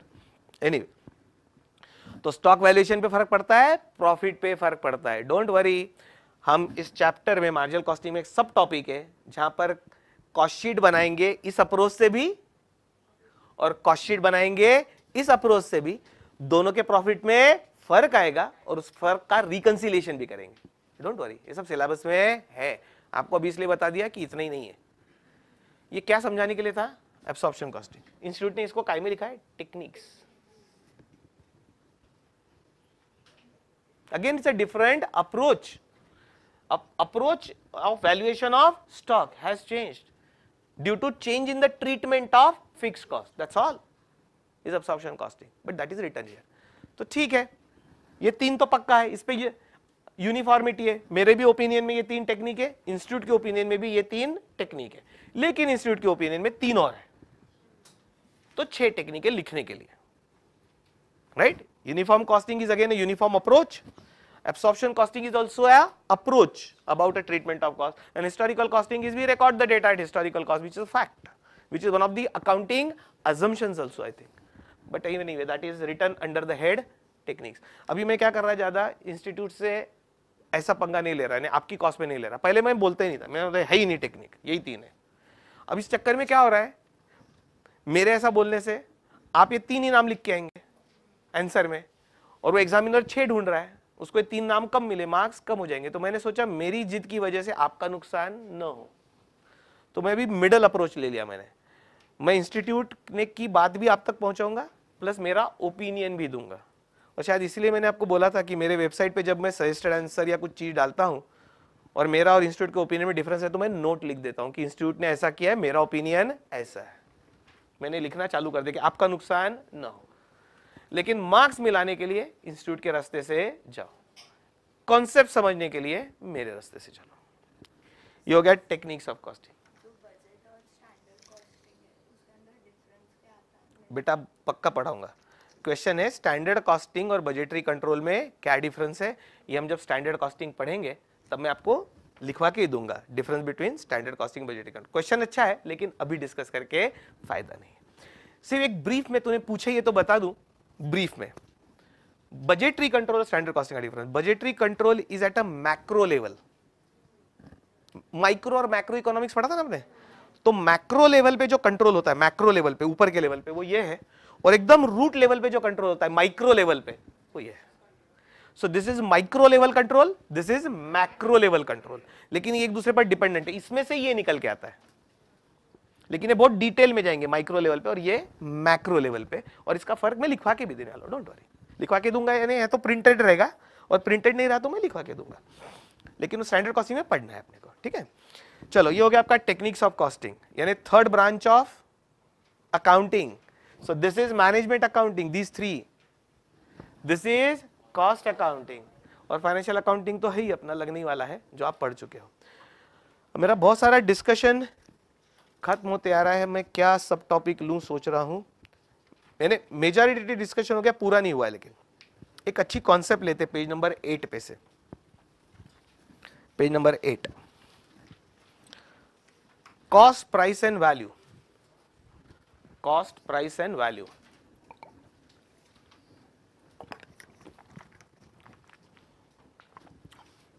ये कॉन्सेप्ट समझने के लिए तो पढ़ना ही है दोस्तों, लेकिन मैं अभी जो डिस्कस करने जा रहा हूं, cost price and value, difference between the three concepts, on these three concepts entire business activity is dependent. I repeat, on these three concepts entire business is dependent, means every businessman knows these three, because without which he cannot do the business। मैं explain करूंगा, उसके बाद आप मुझे बोल देना कि कौन सा बिजनेस ये तीन कॉन्सेप्ट को छोड़ के चल सकता है। You will yourself agree with me, यानी हर बिजनेस का क्रक्स, यदि ये तीन चीजें नहीं पता तो आप कोई बिजनेस नहीं कर सकते लाइफ में। कॉस्ट, प्राइस एंड वैल्यू, मैं लिख रहा हूं बोर्ड पे, पेज नंबर 8 पे जिनके पास नोट्स है।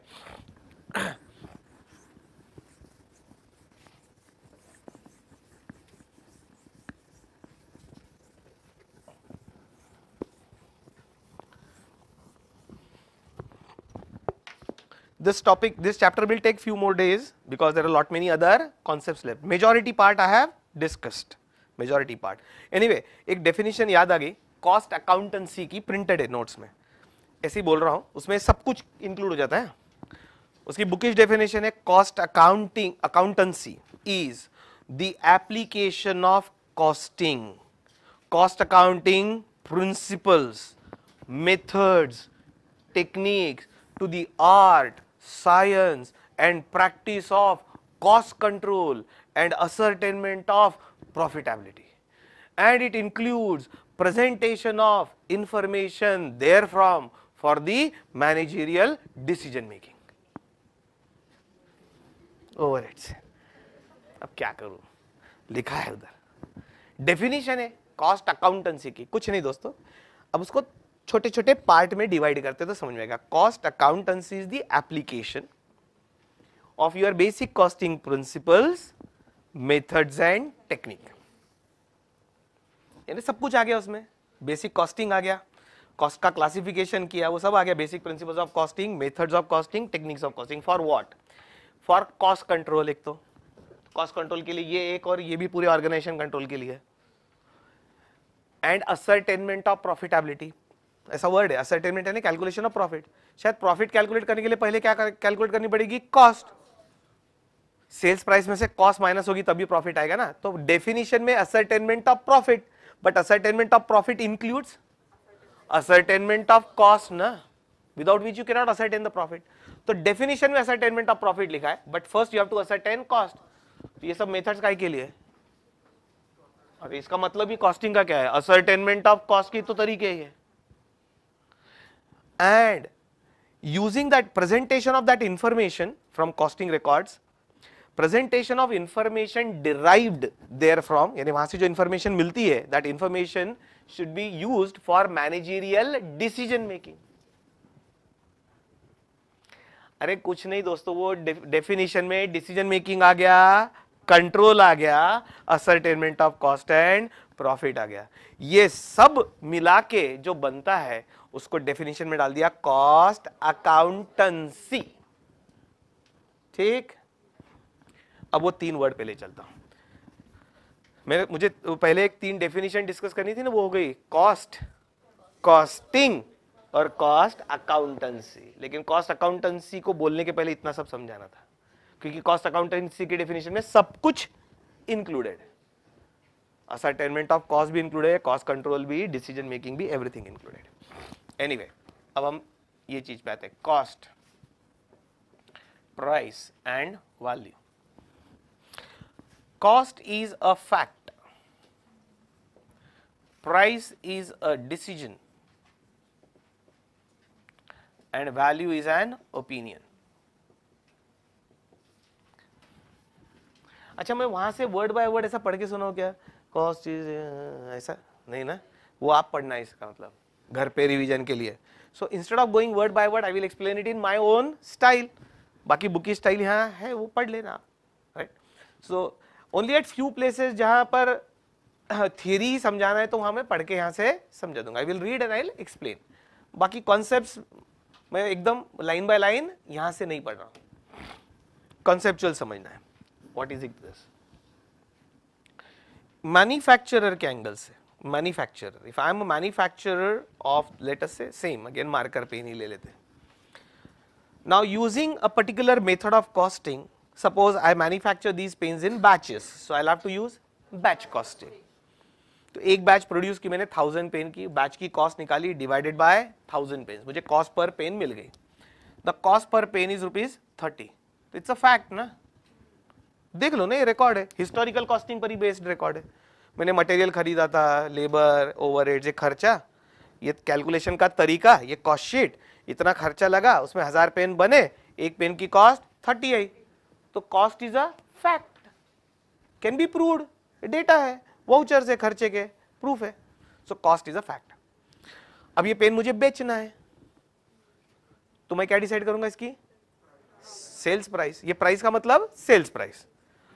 तो ये सेल्स प्राइस अपने आप ही कहीं से आ जाएगी क्या, तो डिसाइड कौन करेगा, मैं ही ना, कॉस्ट के बेसिस पे आएगी, ये बात बराबर है, लेकिन डिसाइड तो मैं करूंगा ना, तो इट्स अ डिसीजन।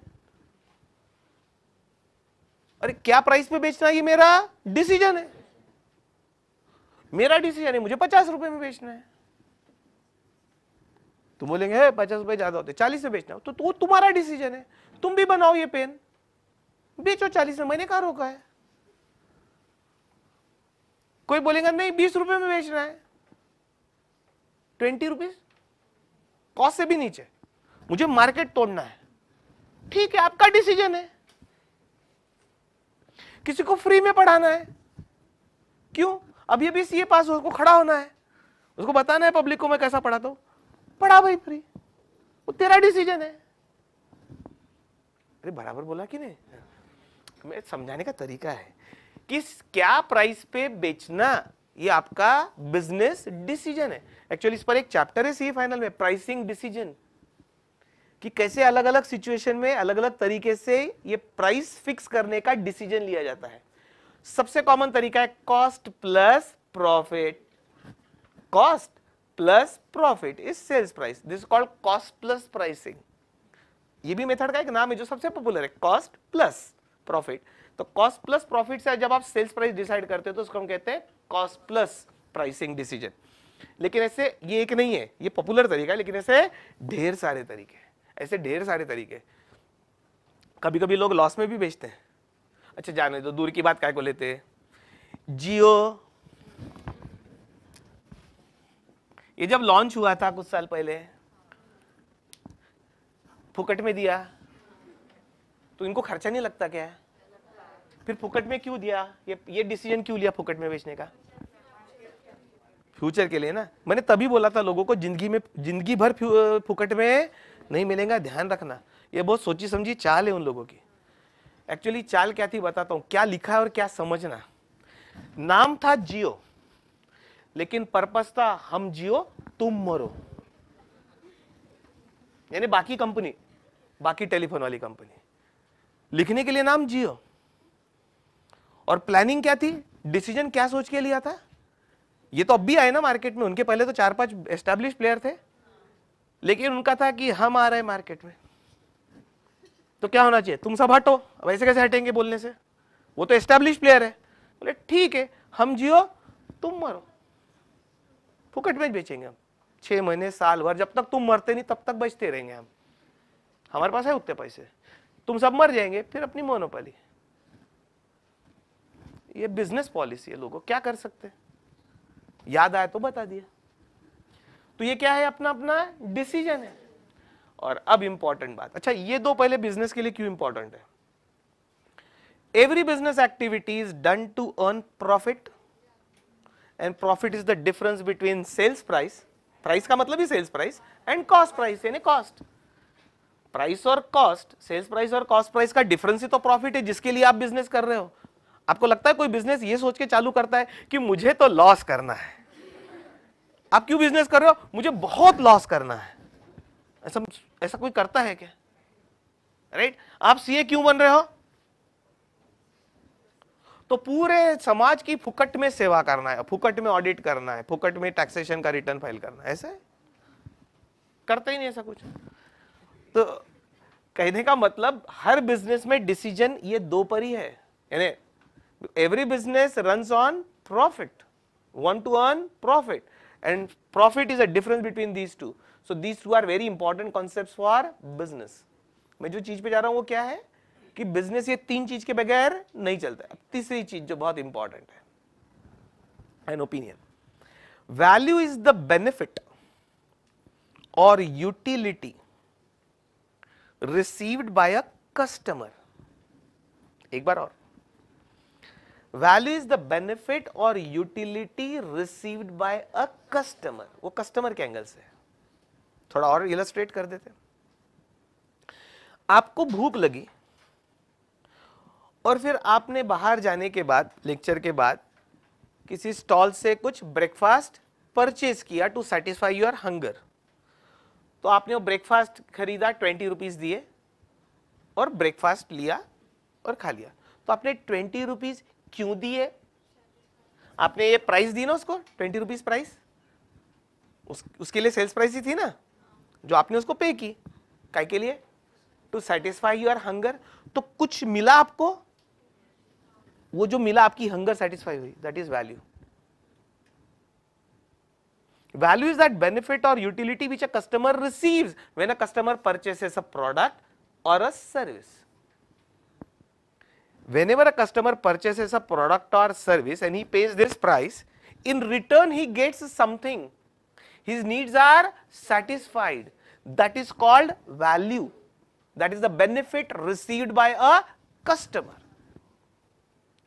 आप यदि सीए नहीं कर रहे होते तो मेरे सामने होते बैठे हुए, वो भी पैसे देके।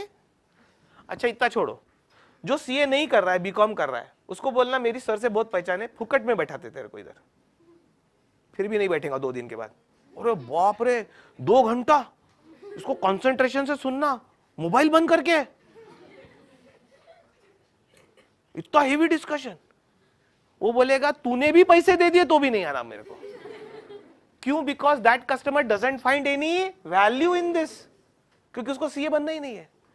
अब देखो बीकॉम स्टूडेंट को इस क्लास में कोई वैल्यू नजर नहीं आ रही, उल्टा वो तो परेशान हो गया 2 घंटे बैठ के, और आप लोग पैसे देके बैठ रहे हो, यानी आपको इसमें कुछ वैल्यू नजर आ रही है। इसका मतलब 2 कस्टमर के ओपिनियन में वैल्यू अलग अलग है।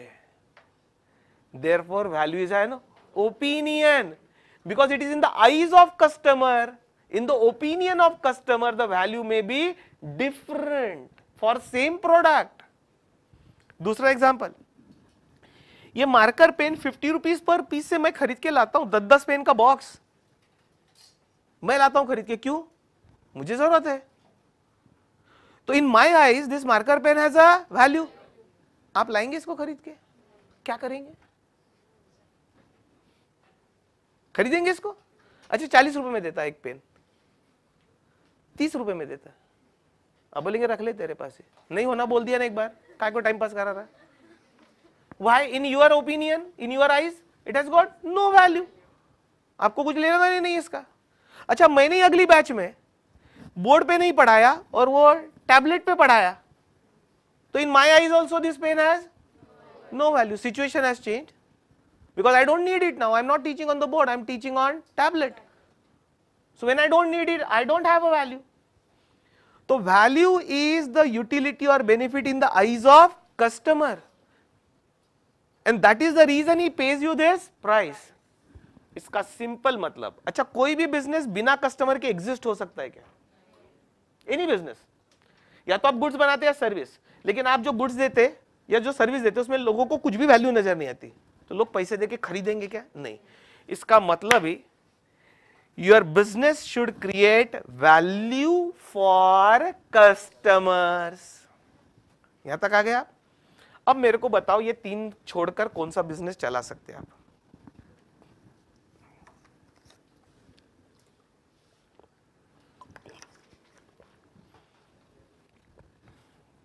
कुछ भी नहीं चलता ना दोस्तों, जब तक वैल्यू देते नहीं कस्टमर को, वो आपको प्राइस देगा नहीं, और ये प्राइस में से ये कॉस्ट रिकवर करने के बाद कुछ बचना चाहिए, तो मेरे को बिजनेस करने में फायदा है, यानी रिकवर होके प्रॉफिट बचना चाहिए। तो ये तीन के बगैर बिजनेस चलता नहीं। अब इसको ओपिनियन क्यों बोला? जैसे ओपिनियन में change from person to person, जैसे विराट कोहली ने रिटायर होना चाहिए या नहीं, तो सबका ओपिनियन अलग अलग हो सकता है। रहाणे को कैप्टन बनाना चाहिए या नहीं, ओपिनियन में डिफर। ओपिनियन में differ from person to person also and from situation to situation also. Similarly, value received by a customer may change from customer to customer or situation to situation. आप economics के students हैं, पढ़ा है, law of diminishing marginal utility पढ़ा था आपने। जब आपको भूख लगी थी और पहला एप्पल खाने को दिया मैंने, ये पॉपुलर एग्जांपल है ना उसका, डिमिनिशिंग, तो आपको बड़ा अच्छा लगा, value received was very high क्योंकि आप भूखे थे। फिर मैंने दूसरा भी जबरदस्ती खिलाया, कम हो गई वैल्यू। तीसरा खिलाया, अब बोले नहीं होना, मैंने नहीं खाना ही पड़ेगा, तेरे को पहला खाते समय बहुत मजा आया था ना, खा तीसरा। चौथा, पांचवे के बाद आप बोलेंगे तेरे पैर पड़ता, मेरे को छोड़ दे भैया, पहला भी नहीं होना, ये भी निकाल के देता तेरे को बाद, मेरे को क्या पता था पहला खाने के बाद ये सब खाने पड़ते करके, ये भी ले ले। तो same customer value goes on diminishing. वो जो लॉ पढ़ा था आपने, law of diminishing marginal utility, utility यानी बेनिफिट, दोस्तों उसी को तो मैं बोल रहा हूं वैल्यू। ये क्लियर है? Cost is a fact, price is a decision and value is an opinion. आज हम यहां पर रुकते हैं, राइट? आज के लिए